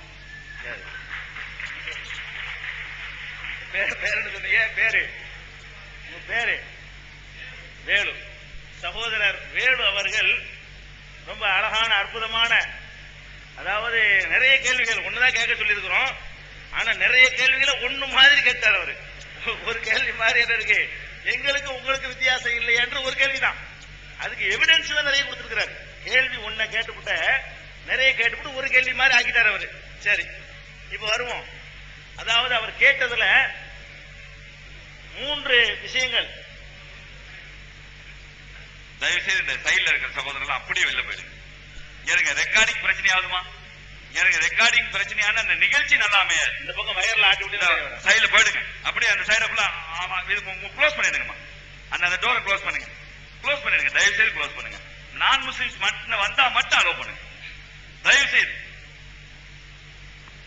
சகோதரர் வேலு அவர்கள் கேட்ட கேள்விகள்ல சில விஷயங்கள் இஸ்லாத்துல இருக்குது, சில விஷயங்கள் இருக்கிறது, சில விஷயங்கள் இஸ்லாத்தில் இல்லை, முஸ்லிம்கள் செய்கிறார்கள். அது ரெண்டா பிரிச்சுக்கலாம். நீங்க அவர் கேட்டதுல இஸ்லாத்துல எது இருக்குதோ அதுக்கு விளக்கம் சொல்றேன். இஸ்லாத்துல இல்லாமல் முஸ்லிம்கள் இந்த மாதிரி செய்யறாங்கன்னு சொல்றாரு பாருங்க, அவைகள் என்னென்ன ஒரு சொன்னதுல நம்ம பட்டியல் போடுவோம். இந்த வரதட்சணை வாங்குறது இருக்குல்ல, எங்க சமுதாயத்தில் இருக்குன்னு சொல்றாரு, இருக்குது, நிச்சயமாக இருக்கிறது. பள்ளிவாசல்ல போய் சொல்றாங்கன்னு சொல்றாரு, நிச்சயமா இருக்குது. அவர்கள் உண்மை முஸ்லிம்கள் அல்ல. குர்ஆன் அப்படி சொல்ல எங்களை அனுமதிக்கவில்லை, நபிகள் நாயகம் அவர்கள் இப்படி எங்களுக்கு அனுமதிக்கவில்லை. வரதட்சணையை வாங்கி போட்டு நான் தான் பொண்ணுக்கு மகர் கொடுக்கிறேன்னு பொய்யாக என்ன செய்யறாங்க, ஊர் ஜமாத்துல இருந்து எல்லாருமா சேர்ந்து அந்த பொய்க்கு உறுதுணையா இருக்கிறார்கள். இதை சகோதரர்கள் வேலு அவர்கள் கேட்டதற்காக இல்லை, கேட்காமலேயே எங்க சமுதாய மக்கள் மத்தியில தெருவுல கூட்டத்தை போட்டு நாங்க அடி ஓத வாங்கினாலும் அதை சொல்லிக் கொண்டிருக்கிறோம். 20 வருஷமாக சகோதரர் வேலு அவர்கள் கேட்ட கேள்வியை நாங்கள் எங்க சமுதாயத்தில் கேட்டுக்கொண்டுதான் இருக்கிறோம். அவர்கள் மாற்றம் அடைந்து கொண்டிருக்கிறார்கள், கொஞ்சம் கொஞ்சமா திருந்தி வந்து கொண்டிருக்கிறார்கள். அது தவறு, நாங்கள் ஒத்துக்கொள்றோம். வேலு அவர்கள் கேட்டதுல இருந்து வந்திருக்கக்கூடிய முஸ்லீம் சகோதரர்கள் பாடம் படிச்சுக்கிறங்க, எப்படி எல்லாம் உங்களை கவனிக்கிறாங்க, உங்களை திருத்திக்கிறங்க, வரதட்சணை வாங்காதீங்க, குடும்பப்படுத்தாதீங்க என்று அறிவுரை தான் எங்க சமுதாயத்துக்கு சொல்ல முடியும். அதனால எங்க மார்க்கெட்டுக்கு சம்பந்தம் இல்லை. அதே மாதிரி முஸ்லீம் வட்டி வாங்குறான், முஸ்லீம் சாரா கடை எடுக்கிறான், ஆண்டவர் சொல்றாரு எடுக்கிறான். எடுக்கிறான்னா என்ன, அவன் எடுத்தால் இஸ்லாம் ஆயிருமா? இஸ்லாம் என்ன சொல்லுதுன்னா, உலகத்திலேயே பெரிய பாவங்கள் என்று 3 பாவங்களை சொல்கிறது. ஒண்ணு கடவுளுக்கு இணை கற்பித்தல். ஒரு கடவுள் இருக்கும்போது நிறைய 2 கடவுள் 3 கடவுள் நினைக்கிறது மன்னிக்க முடியாத பெரும்பாவம் என்று இஸ்லாம் சொல்லுகிறது. ஃபர்ஸ்ட். இரண்டாவது பெரிய பாவமாக இஸ்லாம் சொல்வது கொலை, யாரையும் கொலை செய்யக்கூடாது, 2 பாவம். மூன்றாவது பெரிய பாவமாக சொல்வது வட்டி. அப்ப வட்டிங்கிறது மிகப்பெரிய 3 குற்றங்களில் ஒரு குற்றம், மன்னிப்பு இல்லாத குற்றம் என்று இஸ்லாம் எங்களுக்கு சொல்லும் பொழுது, அந்த இஸ்லாமிய வட்டத்தில் நின்று கொண்டு ஒரு முஸ்லீம் வட்டி வாங்குறான்னா அவனுக்கு இஸ்லாத்துக்கு சம்பந்தம் இல்லை. பேரு நீங்க இஸ்லாம்ல என்ன விளங்கிட்டு இருக்கிறீங்கன்னா, முஸ்லிமான தாய் தந்தைக்கு பிறந்தவன் முஸ்லீம் நினைச்சிட்டு இருக்கிறீங்க. இஸ்லாம் ஜாதி கிடையாது, பிறப்புனால வரவே வராது. நீங்க வேணா உலகத்து கணக்குல வேண்டாம் தன்னை முஸ்லீம் என்று சொல்லிக் கொள்ளலாம். அல்லாவிடத்தில் யார் முஸ்லீம் என்று சொன்னால், குர்ஆன்ல உள்ளபடி நடப்பவன் முஸ்லீம். அவனுடைய பேர் ராமசாமியா இருந்தாலும் சரி, நபிகள் நாயகம் சொன்னபடி நடப்பவன் முஸ்லீம், அவனுடைய பேர் கந்தசாமியா இருந்தாலும் சரி. இவன் வட்டி வாங்குறவன், வரதட்சணை வாங்குறவன், தண்ணி அடிக்கிறவன், சாராய கடையான எடுத்தவன் எல்லாம் அவனுடைய பேர் இப்ராஹிமா இருந்தாலும் இஸ்மாயிலா இருந்தாலும் உலக லிஸ்ட்ல அவனை முஸ்லீம் என்று சொல்ல முடியுமே தவிர, அல்லாஹ்வுடைய பார்வையில மறுமையில நியாய தீர்ப்பு நாள்ல அவர்கள் நிச்சயமாக முஸ்லீம் லிஸ்ட்ல இருந்து இறைவனால் நீக்கப்பட்டு விடுவார்கள். இதை நீங்க விளங்கிக் கொள்ள வேண்டும். இப்படி எல்லாம் பண்ணுகிறார்கள். அதே மாதிரி இப்ப நாகூர்ல போய் அந்த தர்காவுல போய் என்ன செய்யறாங்க, நாங்க பிரசாதம் வாங்குற மாதிரி நீங்களும் வாங்குறீங்க, நாங்க தேர் இழுக்கிற மாதிரி நீங்களும் சந்தன கூடு இழுக்கிறீங்க, நாங்க மயிலற கட்டையில அடிக்கிற மாதிரி நீங்களும் மயிலற கட்டையில அடிச்சு ஆசி வாங்குறீங்க, நாங்க பேய் ஓட்டுற மாதிரி நீங்களும் வந்துகிட்டு வேற மாதிரி சொல்லி பேய் ஓட்டுறீங்க என்றெல்லாம் கேட்கிறார். இதுவும் இஸ்லாத்தில் இல்லாதது. இஸ்லாத்தில் இல்லாததை இஸ்லாத்தில் உள்ளதாக சில பேர் நினைத்துக் கொண்டிருக்கிறார்கள். இப்ப நாகூர்ல தர்காங்கிறவன், தர்காண்டா என்ன, அவர் அல்லாவா? இல்ல. ஒரு 400 வருஷத்துக்கு முந்தைய இந்த உலகத்தில் உங்களை மாதிரி என்னை மாதிரி வாழ்ந்து போன ஒரு மனிதர், நல்ல மனிதர் இறந்து போயிட்டார். இறந்து போனா அவர் அடக்கம் பண்ணி வச்சுட்டு அவரை கடவுள்னா என்ன அர்த்தம்? இஸ்லாமிய நம்பிக்கையே ஒரு கடவுளை தவிர யாரும் இல்லை, வணக்கத்திற்குரியவன் அல்லாஹ்வை தவிர யாரும் இல்லை, லா இலாஹ இல்லல்லாஹ்னு எல்லாரும் தெரிஞ்சு வச்சிருக்கிறோம். ஒரு கடவுளை நம்புற ஒரு மார்க்கத்தில் போயிட்டு 400 வருஷத்துக்கு முந்தைய இறந்து போனாலும் கடவுள்னு சொல்ல முடியுமா? அவருக்கு புள்ள கிடையாது. புள்ளைய கேட்டு அங்க போய் கேட்பாங்க, அவருக்கு புள்ள கிடையாது, அவர் கல்யாணம் கூட பண்ணல. அந்த மாதிரியான ஒரு ஆளு இறந்து போயிட்டார், அவர்கிட்ட போய் கேட்கறது, அதுக்கு ஒரு உண்டியலை வைக்கிறது, வழிபாடு நடத்துறது, கூடு எடுக்கிறது, இதெல்லாம் சவுதியில கிடையாது. நீங்க போய் பார்க்கலாம். நபிகள் நாயகத்துக்கு இந்த மாதிரியான சமாதியில வழிபாடு கிடையாது, நபிகள் நாயகத்துக்கு சந்தன கூடு கிடையாது, நபிகள் நாயகம் அடக்கம் செய்யப்பட்ட இடத்துல போய் நெத்திய வச்சு சாஸ்தாங்கம் பண்ண முடியாது. நபிகள் நாயகம் அடக்கிற இடத்துல போயிட்டு நபிகள் நாயகமே கையெழுத்துல ஆட்சி பண்ணி போவாங்க, போலீஸ் நிப்பாங்க. அங்கெல்லாம் சவுதி அரேபியாவுக்கு போனவர்களுக்கு தெரியும். அப்ப நபிகள் நாயகத்திலே நாங்கள் பிரார்த்தனை செய்யக்கூடாதுங்கும் போது இவங்கள்ட்ட எப்படி செய்ய முடியும்? எங்க மக்களுடைய அறியாமையை பயன்படுத்தி கொண்டு சம்பாதிக்கிறதுக்காக வேண்டி சில பேரு அதை கட்டி அழுவாங்க. எப்படி சாராய கடை எடுத்தாலும் சம்பாதிக்கலாம் என்று முஸ்லீம் இருக்கிறானோ, ஒரு சமாதியை வைத்து சம்பாதிக்கலாம் என்று முஸ்லீம் இருப்பான். அவன் பார்த்தான், இதை சொன்னா மக்கள்கிட்ட நல்லா கலெக்ஷன் பண்ணலாம். இன்னும் சொல்றேன், நாங்க 20 வருஷமா இடைவிடாத பிரச்சாரம். இந்த நாகூரை பத்தி சொன்னாரு. நாகூர் தர்காவுக்கு பக்கத்திலே கூட்டம் போட்டு நான் அடி வாங்கியிருக்கிறேன். தர்காவுக்கு பக்கத்துல போய் தப்புன்னு சொல்லி அடிச்சாங்க. இன்னைக்கு என்ன நிலைமை? இல்ல, ஒண்ணும் இல்ல. வர்றதெல்லாம் உங்க சகோதரர்கள் நிறைய போறீங்க, முஸ்லீம்கள் ஜாஸ்தி கிடையாது. வர்றவர்கள் எடுத்துட்டீங்கன்னா அது யாரு இப்ப போறான்னு சொன்னா 90% நாகூருக்கு போறது, ஏர்வாடிக்கு போறது முஸ்லீம் அல்லாதவர்கள். இதுக்கு ஒரு ப்ரூஃப் வேணும்னு சொன்னா, இந்த ஏர்வாடியில இந்த தீல மனநோயாளிகள் எல்லாம் எரிஞ்சு கறிக்கட்டையா போனாங்க. அது 27 பேரு, 3 முஸ்லீம் 24 முஸ்லீம் அல்லாதவர்கள். அந்த அளவுக்கு போறீங்க. நீங்க போறீங்க, நாங்க பிரச்சாரம் பண்ணி பண்ணி நிப்பாட்டிவிட்டோம். முஸ்லீம் அல்லாத சகோதரர்கள் நீங்க என்ன செய்றீங்க? அதிகமா போய் காணிக்கை போடுறீங்க. அந்த கூட்டத்துக்கு வரக்கூடிய கூட்டங்களை பார்த்தால் கூட முஸ்லீம்கள் எண்ணிக்கை குறைவா இருக்கு. நாங்க பிரச்சாரம் பண்ணி பண்ணி மக்கள் நீங்க விளங்கிட்டு வர்றாங்க. இன்றைக்கு அந்த ஏர்வாடி ஏர்வாடி அந்த கறிக்கட்டையா போன சம்பவத்தை பார்க்கும் போதுதான் 27க்கு 24 3 என்ன சதவீதம்? 9ல் ஒரு பங்கு வருது. 9ல் ஒரு பங்கு 10% கூட நாங்க இல்ல. அந்த இதான் நிலைமை. அதனால இதுவும் எங்க மார்க்கத்துல இல்ல. பேயே எங்க மார்க்கத்துல கிடையாது. மனநோய் இருக்கு, கிறுக்கு இருக்குது. இஸ்லாமிய மார்க்க பிரகாரம் இறந்து போன எந்த ஆவியும் இந்த உலகத்துக்கு வராது. இன்னொரு மனிதன் மேல ஆதிக்கம் செலுத்தாது. இறந்து போன எல்லா ஆவிகளும் கடவுளுடைய கண்ட்ரோல்ல, கைப்பிடியில, கட்டுப்பாட்டுல வருது என்று இஸ்லாமிய மார்க்கம் எங்களுக்கு சொல்கிறது. அப்ப இப்படி பேய் விரட்ட முடியும்? மனநோய்க்கு சிகிச்சை பண்ணா அதை விட சீக்கிரமா குணமாக்க முடியும். இஸ்லாம் எங்களுக்கு சொல்லுகிறது. இந்த மாதிரி மெண்டல் ஆயிட்டானா அது கீழ்பாக்கத்துல அழகா சொர்க்கம் மாதிரி ஆஸ்பத்திரி கட்டி வச்சிருக்கலாம். அங்க கொண்டே விட்டோம்னா அந்த கிளைமேட்டுக்கும், அந்த ட்ரீட்மெண்ட்டுக்கும், அந்த உணவுக்கும், அந்த கவனிப்புக்கு 15 நாள்ல குணமாகும். இவங்க தர்காவுலையும், கோயில்லையும், சர்ச்சிலையும் கொண்டே கட்டி வச்சு அடி வாங்க விட்டு, உதவாங்க விட்டு, சங்கில பணைச்சு அவங்களோட உரிமைகள் எல்லாம் பறிச்சு சாவடிச்சுட்டு இருக்கிறாங்க. இஸ்லாம் இதை ஆதரிக்கவே இல்லை. இதை பிழைப்புக்காக வேண்டி சில பேர் செய்கிறார்கள், முஸ்லிம்கள் செய்கிறார்கள். அதை நாங்களும் கண்டிக்கிறோம். உங்களை விட கூடுதலா கண்டிக்கிறோம், வன்மையா கண்டிக்கிறோம். கண்டிக்க வேண்டிய இடத்துல போய் கண்டிக்கிறோம். இங்க மட்டும் கண்டிக்கல, எங்க நடக்குது அங்க போய் கண்டிச்சு நாங்கள் பல எதிர்ப்புகளை சந்தித்துக் கொண்டிருக்கிறோம். இதை உங்களுடைய கவனத்துக்கு கொண்டு வந்துடுறேன். அடுத்தவர் கேட்டதுல 2-3 விஷயம் இஸ்லாத்துல உள்ளதுங்க. அவர் சொன்ன எல்லாமே இஸ்லாத்துல இல்லாதது, முஸ்லிம்கள் செய்யறது.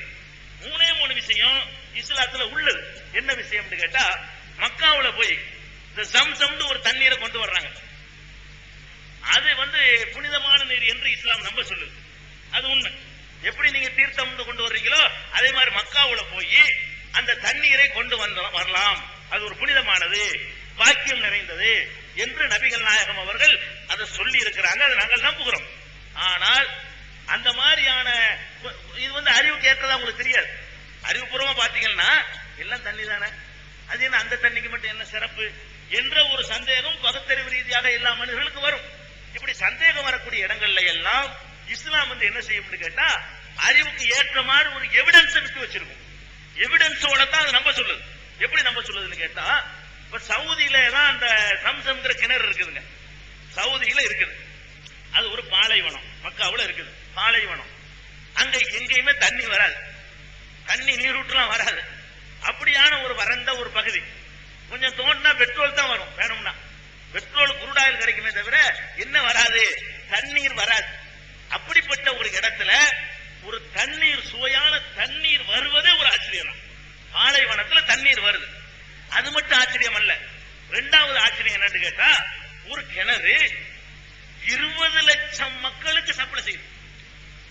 ஆச்சரியத்தில் ஆச்சரியம் என்ன தெரியுமா, 20 லட்சம் மக்கள் ஒரு இடத்துல குழுமுனார்களே, ஆனால் கங்கை காவிரியை கொடுத்தா கூட பத்தாது. 20 லட்சம் மக்களுக்கு ஒரு கிணறு அடிச்சு மோட்டரை போட்டு ராட்சச பம்புகளை போட்டு அவன் இது பண்ணிக்கிட்டே இருக்கிறான். இங்கதான் புனிதமா எடுத்துட்டு வர்றாங்க, அதுதான் குளிப்பாங்க. அங்க போறோம், ஹஜ்ஜுக்கு போறாங்களே, 1 மாச காலம் 20 லட்சம் பேர் இருக்காங்க. 1 மாச காலத்துக்கு 20 லட்சம் மக்களுக்கும் எட்டுக்கு நிலத்தடி நீர் மெட்ராஸ்ல இல்லை. இப்ப எங்களுக்கு இப்ப 300 அடி 400 அடி போனா கூட திருவல்லிக்கேணி பகுதியில் தண்ணீர் இல்லை.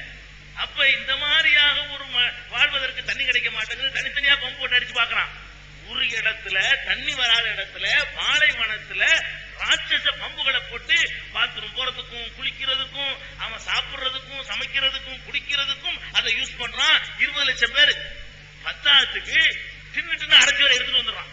அங்க குடிச்சது 10ஆவதுன்னு அவன் ஹஜ்ஜுக்கு போய் அள்ளிக்கிட்டு வர வந்துடுறான். குறைய மாட்டேங்குதுங்க. கண்ணுக்கு முன்னாடி இது கதையோ கற்பனையோ இல்ல. அப்படி உனக்கு இல்லன்னா 20 லட்சம் பேர் செத்து போயிருவான். அப்படி ஒரு அதிசயம் நடக்கலன்னு சொன்னா, அப்படி ஒரு அதிசயம் நடக்கலன்னு சொன்னா 20 லட்சம் பேர் செத்து போயிருவான். இது அது ஒரு அற்புதமான ஒரு முறையில் இருக்கிறது என்பது அதை நாம நம்புகிறோம். 3வது ஒரு பொறுப்பு என்னன்னு கேட்டா, நீங்கள் ஒரு மினரல் வாட்டரை எடுத்துக்கொள்வோம். அது பெரிய அமெரிக்க கம்பெனி போட்ட மினரல் வாட்டரா கூட இருக்கட்டும், ஒரு குறிப்பிட்ட காலத்துக்கு பிறகு கெட்டு போயிடும். குறிப்பிட்ட காலத்துக்கு பிறகு கிருமி ஆயிரும். எங்க ஜம்சம்ல 20 வருஷத்துக்கு பிறகு ஹஜ்ஜுக்கு போனவர் கொண்டு வந்திருப்பாரு. அது அப்படியே இருக்கும், பாட்டில் வச்சிருப்பாங்க. அவங்க எதுக்கு வச்சிருப்பாங்கன்னா, அந்த இறந்து போன உடனே அவர்கள் மீது அதை ஊத்தி அடக்கம் பண்ணுவாங்க ஹஜ்ஜுக்கு போனவங்க. அதுக்காக சின்ன பாட்டில் அதை சேமிச்சு வச்சிருப்பாங்க. சில பேர் நம்பி அப்படி அடக்கணும்னு இஸ்லாம் சொல்லல. இவர்கள் அதை நம்பிய வச்சு எடுத்து பாதுகாத்து வச்சிருக்காங்க. கெட்டு போக மாட்டேங்குதுங்க. ஒரு கெமிக்கல் போட மாட்டான், ஒரு குளோரின் போடுறது இல்ல. அந்த தண்ணியை இன்னைக்கு வரைக்கும் அதை ஒரு பாட்டில் அடைச்சு வச்சிருந்தாங்கன்னா கிருமியோ மற்றதோ எதுவுமே வர்றது கிடையாது. நீங்க ஒரு தண்ணியில அந்த மாதிரி கிருமி வராம ஒரு நாளைக்கு வச்சு காட்டுங்க பார்ப்போம். ஒரு பாட்டில தண்ணி வச்சு ஒரு வாரத்துல பாருங்க, கிருமி வருதா இல்லையா, பூச்சி வருமா இல்லையா?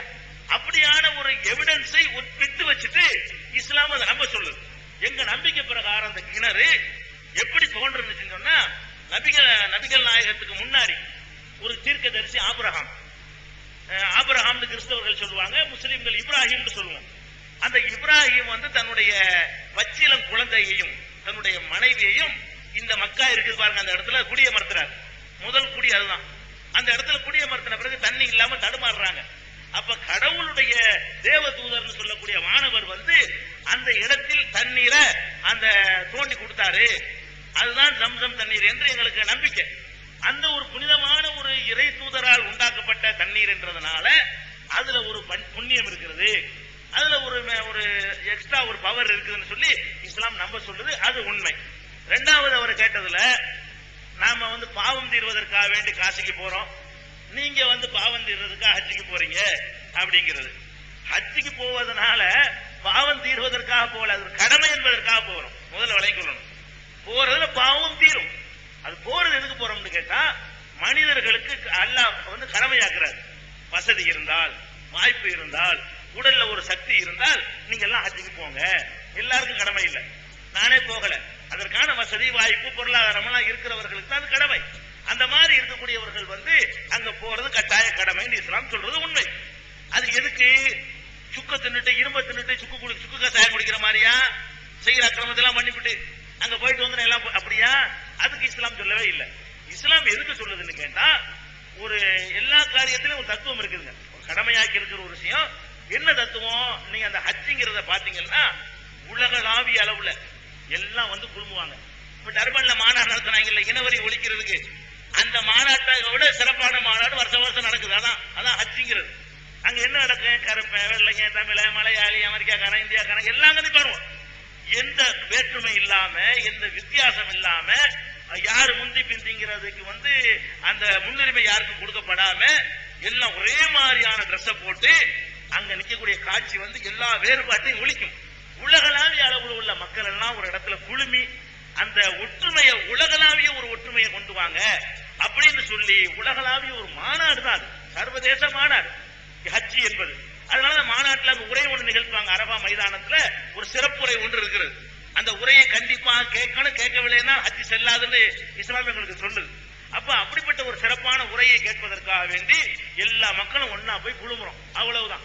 இப்ப வட்டி வாங்கினவன், திருடினவன், கொள்ளையடிச்சவன், அக்கிரமம் பண்ணவன் பாவம்லாம் மன்னிக்கப்படாதனால எல்லாம் ஹஜ்ஜிக்கு போறதுனால மன்னிக்கப்படாது. ஹஜ்ஜிக்கு போறதுனால என்ன பாவம் மன்னிக்கப்படும்னா, கடவுளுக்கு செஞ்ச பாவம் இருக்குல்ல, தொழுகை, நோன்பு, இதுலதான் மன்னிக்கப்படுமே தவிர மனிதனுக்கு செஞ்ச பாவத்தை மன்னிக்கப்படவே படாது.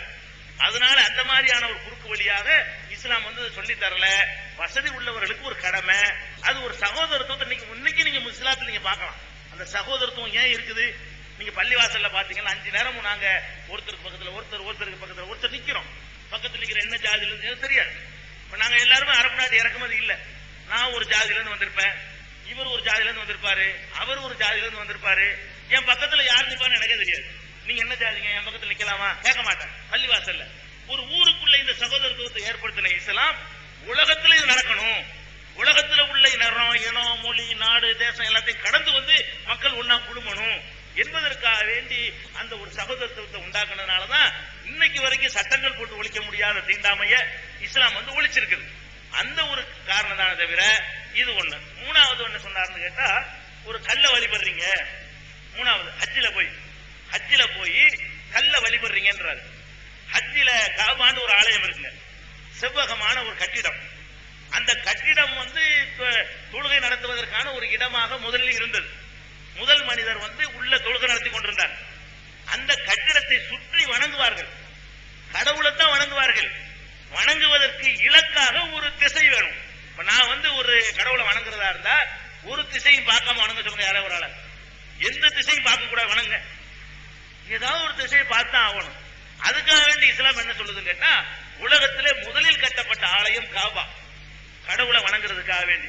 அந்த ஆதாம் வந்து கட்டினது, முதல் மனிதர் ஆதாம் இருக்காரு, அவர் கட்டினது என்று நாங்கள் நம்புகிறோம். அதை வந்து எல்லாரும் சுத்தி அதை நோக்கி வணங்குங்கள் என்பதற்காக வேண்டிதான் அந்த காபாவுக்கு போறமே தவிர அந்த கட்டிடத்துக்கு ஒரு சக்தி இல்ல, அதுக்கு ஒரு ஆற்றல் இல்ல, அது எங்களுக்கு நோய் தீர்க்காது, எங்களுடைய வறுமையை போக்காது, எங்களுக்கு எந்த துன்பத்தையும் விளக்காது என்று நாங்கள் நம்புகிறோம், சொல்லுகிறோம். ஒரு மற்றதை வழிபடக்கூடியவர் அப்படி சொல்ல முடியாது. ஒரு கடவுளை வழிபடுறாருல வேற சமுதாயத்தில் உள்ளவங்க, இது ஒண்ணும் செய்யாது, இதுக்கு ஒரு சக்தியும் இல்லை அப்படின்னு கும்பிடுறோம். நாங்க அப்படி சொல்லிட்டு கும்பிடுவோம். நாங்க என்ன செய்வோம்? உமர் இஸ்லாத்தினுடைய 2வது ஜனாதிபதி உமர், அவர் அப்படியே சொன்னார், நீ ஒரு கல், உனக்கு எந்த சக்தியும் இல்லை, நபிகள் நாயகம் இதை செய்ய சொன்னதுனால நாங்க செய்கிறோம் என்றுதான் எங்கள் நம்பிக்கையை தவிர அதை நாங்க வணங்குறது இல்லை. ஆக இந்த 3 விஷயங்கள் இஸ்லாத்துல உள்ளது, மீதி எல்லாமே இஸ்லாத்துல இல்லாதது, முஸ்லிம்கள் செய்யக்கூடியது. நிறைய கேள்வி கேட்டதுனால உங்களுக்கு நிறைய டைம் எடுத்துருச்சு. ஒரு கேள்விங்கிற பேர்ல நிறைய கேட்டீங்க. சரி, அடுத்து நம்பர் 4 வந்துருங்க. இப்படி முன்னாடி வந்துருங்க.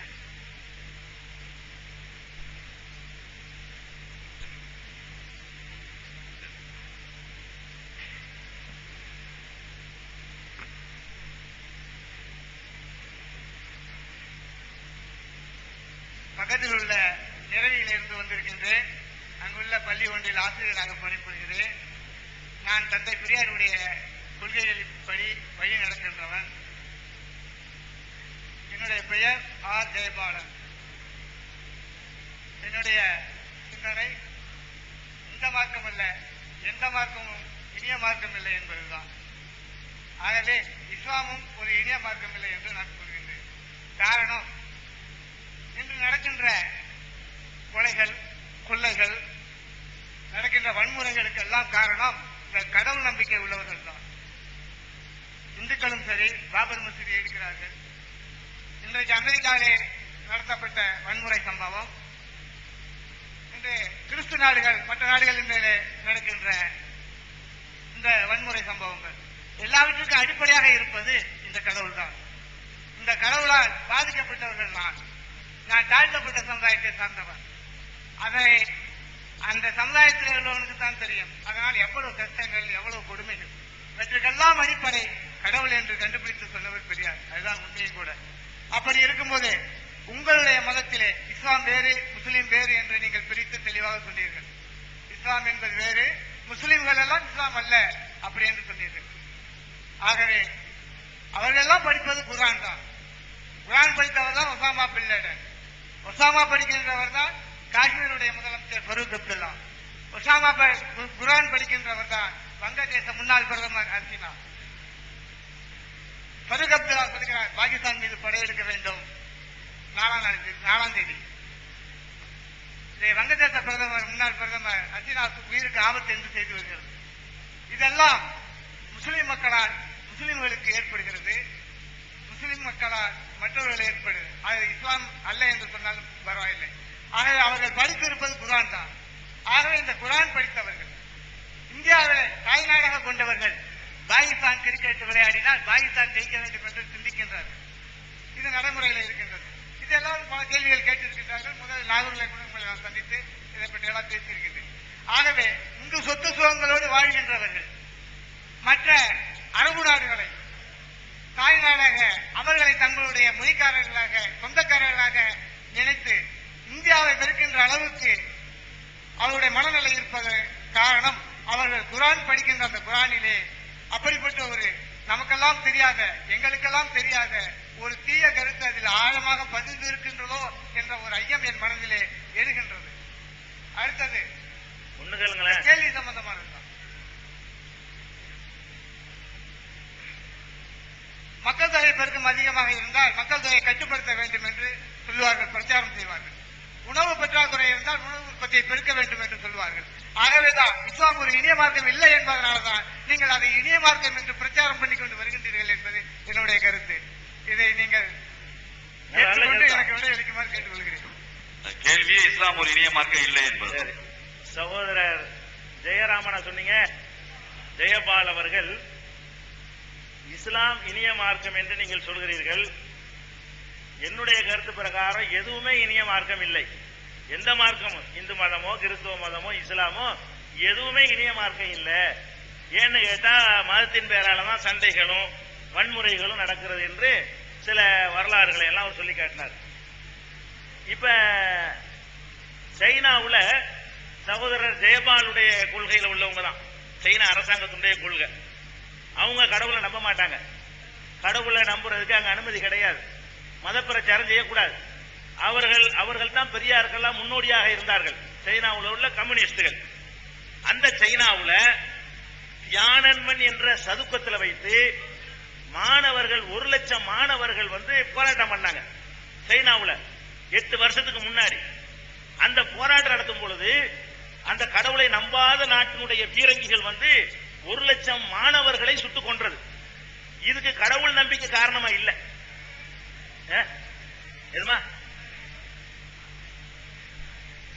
1,00,000 பேருமா நம்பர்ல வித்தியாசம். அதுல சர்ச்சை வேணாம், 5000 பேர் வச்சுக்கிறோம். அதனால தேவையற்ற சர்ச்சைக்கு வேண்டியதில்லை. நம்பர் தானே, ஒரு ஆளா இருக்கட்டும். அதாவது நம்பர் இல்ல, 1,00,000 என்னுடைய கவனத்தில் உள்ளது. பழைய செய்தி அது வெரிஃபை பண்ணிக்கிறோம். 100 வச்சுக்கிறோம், 50 வச்சுக்கிறோம். அவன் என்ன பண்ணா, ஜனநாயக ரீதியாக குரல் கொடுத்தவன பீரங்கி முனையில் சந்திக்கணும்னு சொல்வதற்கு சைனா எந்த மதம் காரணமா இருந்துச்சு? மதம் காரணம் இல்லை. மதம் இல்லை என்ற நம்பிக்கை உடைய நாட்டில் தான் அது நடந்தது. இதை உங்களுடைய கவனத்தில் வைத்துக் கொள்ள வேண்டும். இரண்டாவது, இப்ப ரஷ்யா மத நாடாயிருச்சு, கிறிஸ்துவ நம்பிக்கை உள்ள நாடாயிருச்சு. அது சோவியத் யூனியனாக இருக்கும் பொழுது மத நம்பிக்கை இல்லாத நாடு. இப்ப ரஷ்யா கிறிஸ்துவ நம்பிக்கை உள்ள நாடு. கிறிஸ்துமஸ்க்கு லீவ் விட ஆரம்பிச்சிட்டாங்க.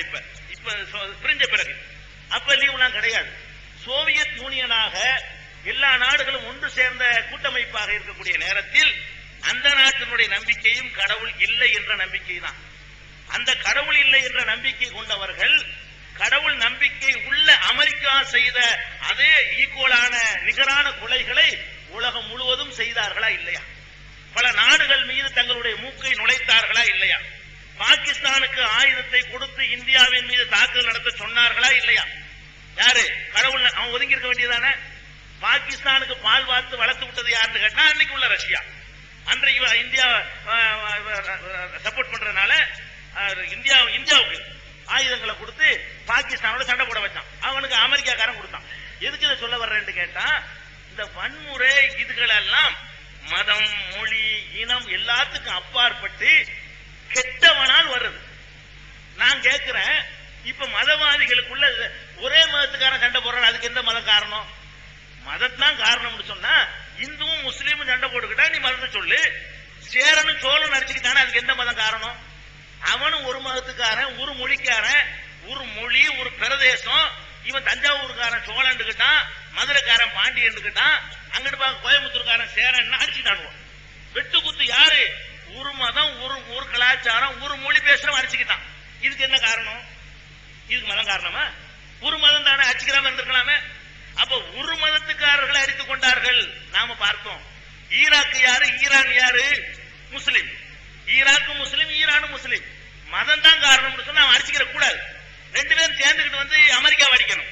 அதுல 2 பேரும் சேர்ந்துக்கிட்டு முடிச்சுக்கிறான். 2 பேரும் எல்லா கோயிலும் உங்களுக்கு டவுட் பூரா வரும். அப்ப ஷியான்னு சொல்ல வருவீங்க, 1-2க்கு உங்களுக்கு விளக்கம் சொல்ல முடியும். நான் கேட்பது என்ன தெரியுமா? கடவுளே இல்லை என்ற கொள்கையில உள்ள தீக்காக்காரர்கள் தங்கராசு பின்னாடி ஒரு அணியாகவும், கோவை ராமகிருஷ்ணனுக்கு பின்னாடி ஒரு அணியாகவும், ஆனூர் ஜெகதீசனுக்கு பின்னாடி ஒரு அணியாகவும் போய்கிட்டு அடிச்சுக்கிறீங்களே ஒரு ஊர்லயும். அதுக்கு என்ன காரணம்? 2 பேரும் கடவுள் இல்லைங்கிறீங்க. இவன் வீரமணி குரூப் இவன் போய் அடிக்க போறான். அவன் நாங்க ஆனூர் ஜெகதீசன் குரூப், நாங்க ராமகிருஷ்ணன் குரூப் போய் அடிக்கிறான். 2 பேரும் கடவுள் இல்லைன்னு அடிச்சுக்கிறான். அப்ப நீங்க இதுக்கு என்ன சொல்லுவீங்க? அதாவது நீங்க யதார்த்தத்தை பேசணும். முஸ்லீம் அடிச்சுக்கிட்ட கூட மதம் காரணம்.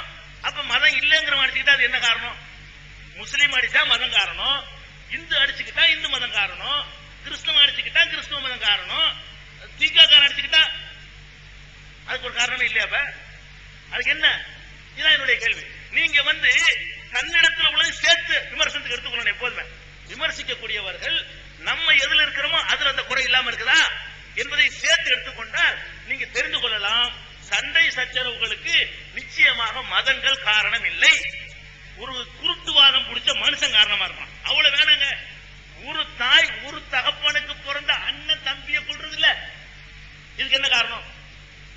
ஒரு ஜாதி, ஒரு மதம், ஒரு மொழி, ஒரு அப்பன், ஒரு ஆத்தா, 2 புள்ள அடிச்சுக்கிறான். ஒரு ஜான் இடத்துக்காக. ஒரு ஜான் இடம் காரணமா மதம் காரணமா? அப்ப ஒரு மனிதனுக்கு ஒரு ஜான் இடத்துக்காக அடித்துக்கிறவான்னு சொன்னால் ஒரு 2 இயக்கம் சொத்துக்கு அடித்துக் கொள்ளும். பெரியார் திராவிட கழகமும் வெறும் திராவிடர் கழகமும் சொத்துக்கு அடித்துக் கொள்ளும். ஒரு நாடு இன்னொரு நாட்டோட ஒரு ஜான் இடத்துக்கு அடித்துக் கொள்ளும். இடத்துக்கு அவன் நாடு முடிக்கிறதுக்கு ஈராக்குடைய இடத்துல பெரியார கொண்டே உட்கார வச்சாலும் அவர் கோயத்தை பிடிப்பார். ஈரானுடைய இடத்துல கொண்டு வீரமணியை உட்கார வச்சாலும் அவர் ஈராக்குள்ள சண்டை போடுவார். நாடு பிடிக்க என்று உட்கார்ந்து விட்டார்களே, ஆனால் தங்களுக்காக வேண்டி எல்லாம் செய்வார்கள். அதுதான் யுத்தத்திற்கு சேரனுக்கும் காரணமா இருந்துச்சு. நான் சொல்ற காரணம் எல்லாத்துக்கும் பொருந்தும். முஸ்லிமுக்கு பொருந்தும். முஸ்லிமே வந்தான் இங்க முஸ்லிம் மன்னர்கள் ஆட்சி பண்ணாங்க, இஸ்லாத்தை காப்பாத்திருக்க வந்தாங்க இல்ல, பெரிய ஆட்சி பண்ணணும், நம்ம நல்லா சம்பாதிக்கணும், சாம்ராஜ்யத்தில் இருக்கணும், அதுக்கு தான் வந்தாங்க. அலெக்சாண்டர் வந்தான், அவனுக்கு தான் வந்தான். நாட்டியம் வந்த அளவுக்கு தான் வந்திருப்பான். எவன் வந்தாலும் தன்னுடைய நாட்டை விஸ்தீர்ணப்படுத்திக்கணும். எப்படி ஒரு தனி மனிதன் சொத்தை விஸ்தீர்ணப்படுத்திக்கொள்ள நினைக்கிறானோ, ஒரு நாடு எல்லையை விஸ்தீர்ணப்படுத்திக் கொள்ள ஆசைப்படும். இப்படியான காரணங்களுக்காகத்தான் சண்டையை தவிர இதை நீங்க மதத்தோடு நீங்க சம்பந்தப்படுத்தினீங்கன்னா என்னால ஒத்துக்கிற முடியாது. எல்லாரும் போடுறோம். ஒரு அண்ணன் தம்பி சண்டைக்கு உங்களுக்கு என்ன காரணம் சொல்ல முடியும்? சொல்லுங்க பாப்போம். சொல்ல முடியாது. அப்ப சண்டை என்ன செய்வாங்கன்னு கேட்டா, தப்பு செய்யறவங்க தங்களுக்கு சப்போர்ட் வேணுங்கிறதுக்காக வேண்டி மதத்தை யூஸ் பண்ணுவான். அதை நான் ஒத்துக்கிறேன். இப்ப உதாரணமா எடுத்துக்கொள்ளுங்களேன், சதாம் ஹுசேன் போர் செஞ்சான், குவைத் மேல போர் செஞ்சான். குவைத் ஒரு நாடு, ஈராக்கு ஒரு நாடு. இவன் போய் ஆக்கிரமிச்சிருக்க கூடாது. ஈராக்குங்கிற ஒரு பெரிய நாடு, குவைத்துங்கிற சின்ன நாட்டை ஆக்கிரமிச்சிருக்க கூடாது, தப்பு. ஆக்கிரமிச்சானா, ஆக்கிரமிச்ச பிறகு அமெரிக்கா போய் இறங்கி சண்டை போட்டான். குவைத்துல பணம் வாங்கி கொண்டு அதுக்காக சண்டை போட்டான். சண்டை போடும் போது சதாம் ஹுசேன் என்ன சொன்னா தெரியுமா? இது ஜிஹாத். அவன்கிட்ட தொழுகை கிடையாது. சதாம் ஹுசேன் 5 நேர தொழுகை அவன்கிட்ட கிடையாது. இஸ்லாமிய நம்பிக்கை அவன்கிட்ட கிடையாது. இன்னும் சொல்வதாக இருந்தால் சதாம் ஹுசேன் ஐயா ஜெயபால் அவர்களுடைய கொள்கையை கொண்டவன். அவன் ஒரு கம்யூனிஸ்ட். சதாம் ஹுசேனுடைய கொள்கை என்னன்னு கேட்டா, அவன் ஒரு கம்யூனிஸ்டவாதி, அதாவது கடவுள் நம்பிக்கையில இல்லாதவன் அவன். அந்த சதாம் ஹுசேன் ஆக்கிரமிச்சது கடவுள் நம்பிக்கை. அவன் என்ன பார்த்தான், முஸ்லிம்கள் சப்போர்ட் இந்த நேரத்தில் வேணுங்கிறதுக்காக வேண்டி அல்லாஹ் தான், வேணுங்கிறதுக்காக இஸ்லாம் சொன்னான். அதாவது இப்ப பாபர் மசூதியை ஒரு கூட்டம் இடிச்சாங்க. இந்து மதமா சொன்னுச்சு. இந்து மதத்துடைய வேதங்கள்ல பள்ளிவாசல் அடிக்கிறீங்க இருக்குதா? பகவத்கீதையில் இருக்குதா? ராமாயணத்தில் இருக்குதா? ஒண்ணுலையும் இல்ல. அவன் யூஸ் பண்ணிக்கிறான். இந்த இடிக்கிறவன் என்ன செய்வான்னு கேட்டா, இந்து மதத்தை யூஸ் பண்ணிட்டு அவன் இடிப்பான். இவன் போய் கோயில் அடிக்க போனா முஸ்லிம் மதத்தை யூஸ் பண்ணிக்கிறான். யூஸ் பண்ணுவான். எல்லாரும் அரசியல் சட்டத்தை யூஸ் பண்ணிக்கிட்டு கொள்ளடிக்கிறது இல்லையா? அரசியல் சாசனத்தை யூஸ் பண்ணிக்கிட்டு ஓட்ட சந்து பொந்தல் நுழைஞ்சு சம்பாதிக்கிறது இல்லையா? அவன் தனக்கு வசதியானபடி பள்ளிக்கூடத்து பாட புத்தகத்தை கூட ஒரு வாத்தியார் தனக்கு சாதகமா யூஸ் பண்ணி பாடம் நடத்துவாரு. தனக்கு சாதகமா ஒரு பாயிண்ட் கிடைச்சிருச்சுன்னா அது அழகா யூஸ் பண்ணி மாணவர்களுக்கு அவரை பார்ப்பாரு. புத்தகத்தில் இருக்குதுல, வாத்தியாருக்கு மரியாதை, எழுத்தறிவித்தவன் இறைவன் ஆகும் எடுத்துக்கொள்வாரு. பத்தியா, எழுத்தறிவித்தவன் இறைவன் இருக்குல்ல, என் காலில் விழுவுமாரு சொல்லலாம்ல. அவர் யூஸ் பண்றாரு, மிஸ்யூஸ் பண்றாரு. அது மாதிரி ஒசாமாவோ ஆப்கான்காரனோ மிஸ்யூஸ் பண்ணுவான், இந்துவனை மிஸ்யூஸ் பண்ணுவான். அதுக்காக வேண்டி நீங்க மதத்தின் மீது குற்றம் சுமத்துறதா இருந்தா குர்ஆனுடைய வசனத்தை எடுத்து காட்டணும். எப்ப நான் ஒத்துக்கிறேன் கேட்டா, இந்து மதத்தினுடைய வேதத்தை எடுத்து காட்டி, இல்ல பாருங்க கோயில் அடிக்க சொல்றாங்க பள்ளிவாசல அப்படின்னு காட்டுங்க. நான் இந்து மதத்தை குற்றம் சொல்லுவேனா? இப்படி சொல்ல முடியும்? இந்து மதத்தை ஆதாயத்துக்கு ஒரு சின்ன கும்பல் பயன்படுத்துது. இந்து மதத்துக்கு சம்பந்தம் இல்லை, இந்த மக்களுக்கு உடன்பாடு இல்லை, எல்லா மக்களும் இருக்கிறீங்க. ஒரு சின்ன கூட்டம் இதை செய்து தான் நான் எடுத்துக்கொள்வதே தவிர இதுக்காக இந்துக்கள் மீது நான் வழிபட முடியுமா? அது நியாயமா இருக்க முடியுமா? அதே மாதிரி முஸ்லீம்ல ஒரு குரூப் இருப்பான். இந்துக்கள் எப்படி பள்ளிவாசலிக்கிற ஒரு 10 பேர் புறப்படுறானோ, முஸ்லீம்ல ஒரு 10 பேருக்கு அனுப்பான். இப்படி செய்வான். அவன் இஸ்லாத்தின் பேரை சொன்னாதான் 10 20 ஆக்க முடியும். அதுக்காக யூஸ் பண்ணுவான். அப்ப அந்த ஒரு வித்தியாசத்தை வழங்கிக் கொள்ளணும். நாங்கள் முஸ்லீம் பெயர்ல செஞ்சாலும் நாங்கள் கண்டிக்கிறோம். முஸ்லீமே இப்படி ஒரு காரியத்தை செஞ்சாலும் நாங்கள் அது வன்மையா கண்டிச்சுக்கிட்டு தான் இருக்கோம். அதனால வன்முறை, இந்த கலவரத்துக்கு எல்லாம் மதத்தை நீ காரணம் காட்டக்கூடாது. மதத்தையே ஒழித்து விட்டாலும் கலவரம் வரும், சண்டை வரும். சைனாவுல கட்ட அவிழ்த்து விட்டால் சைனா கலகலத்தும். சைனாவுல ஏன் இப்ப வராம இருக்குன்னு கேட்டா, அந்த இரும்பு திரை தான், அந்த அடக்குமுறை தான். அப்ப லூசு விட்டான்னு வைங்க, ரோட்ல கத்துக்கடாண்டு ஊரு ஆட்சியாளங்க இருக்க மாட்டான், வன்முறை தாண்டவமாடும். அந்த மாதிரி அடக்குமுறையில வேண்டாம் அடக்கி வைத்திருந்தால் ஒண்ணு நடக்காம இருக்கலாம். சவுதியில நடக்காது. ஏன்? வாய திறக்க முடியாது. சைனாவில் நடக்காது, வாய திறக்க முடியாது. சவுதியில் உள்ள மக்கள் வாய திறக்க முடியாது. அதுக்கு அவர் சொல்ற கடவுள் நம்பிக்கை இருக்கிற நாடு, கடவுள் நம்பிக்கை இல்லாத சீனாவிலே வாய திறக்க இயலாது. வாய திறக்க இயலாததுனால சில விஷயங்கள் வெளியே வராம இருக்கலாம். அப்ப ஆட்சியாளர்களும் அந்த பொறுப்புல உள்ளவர்களும் செய்யற தப்புக்கு மதத்தையோ வேற எதையும் காரணம் காட்டக்கூடாது. அப்படி காரணம் பகுத்தறிவு கொள்கையும் சேர்த்து காரணம் காட்டணும். அடுத்தது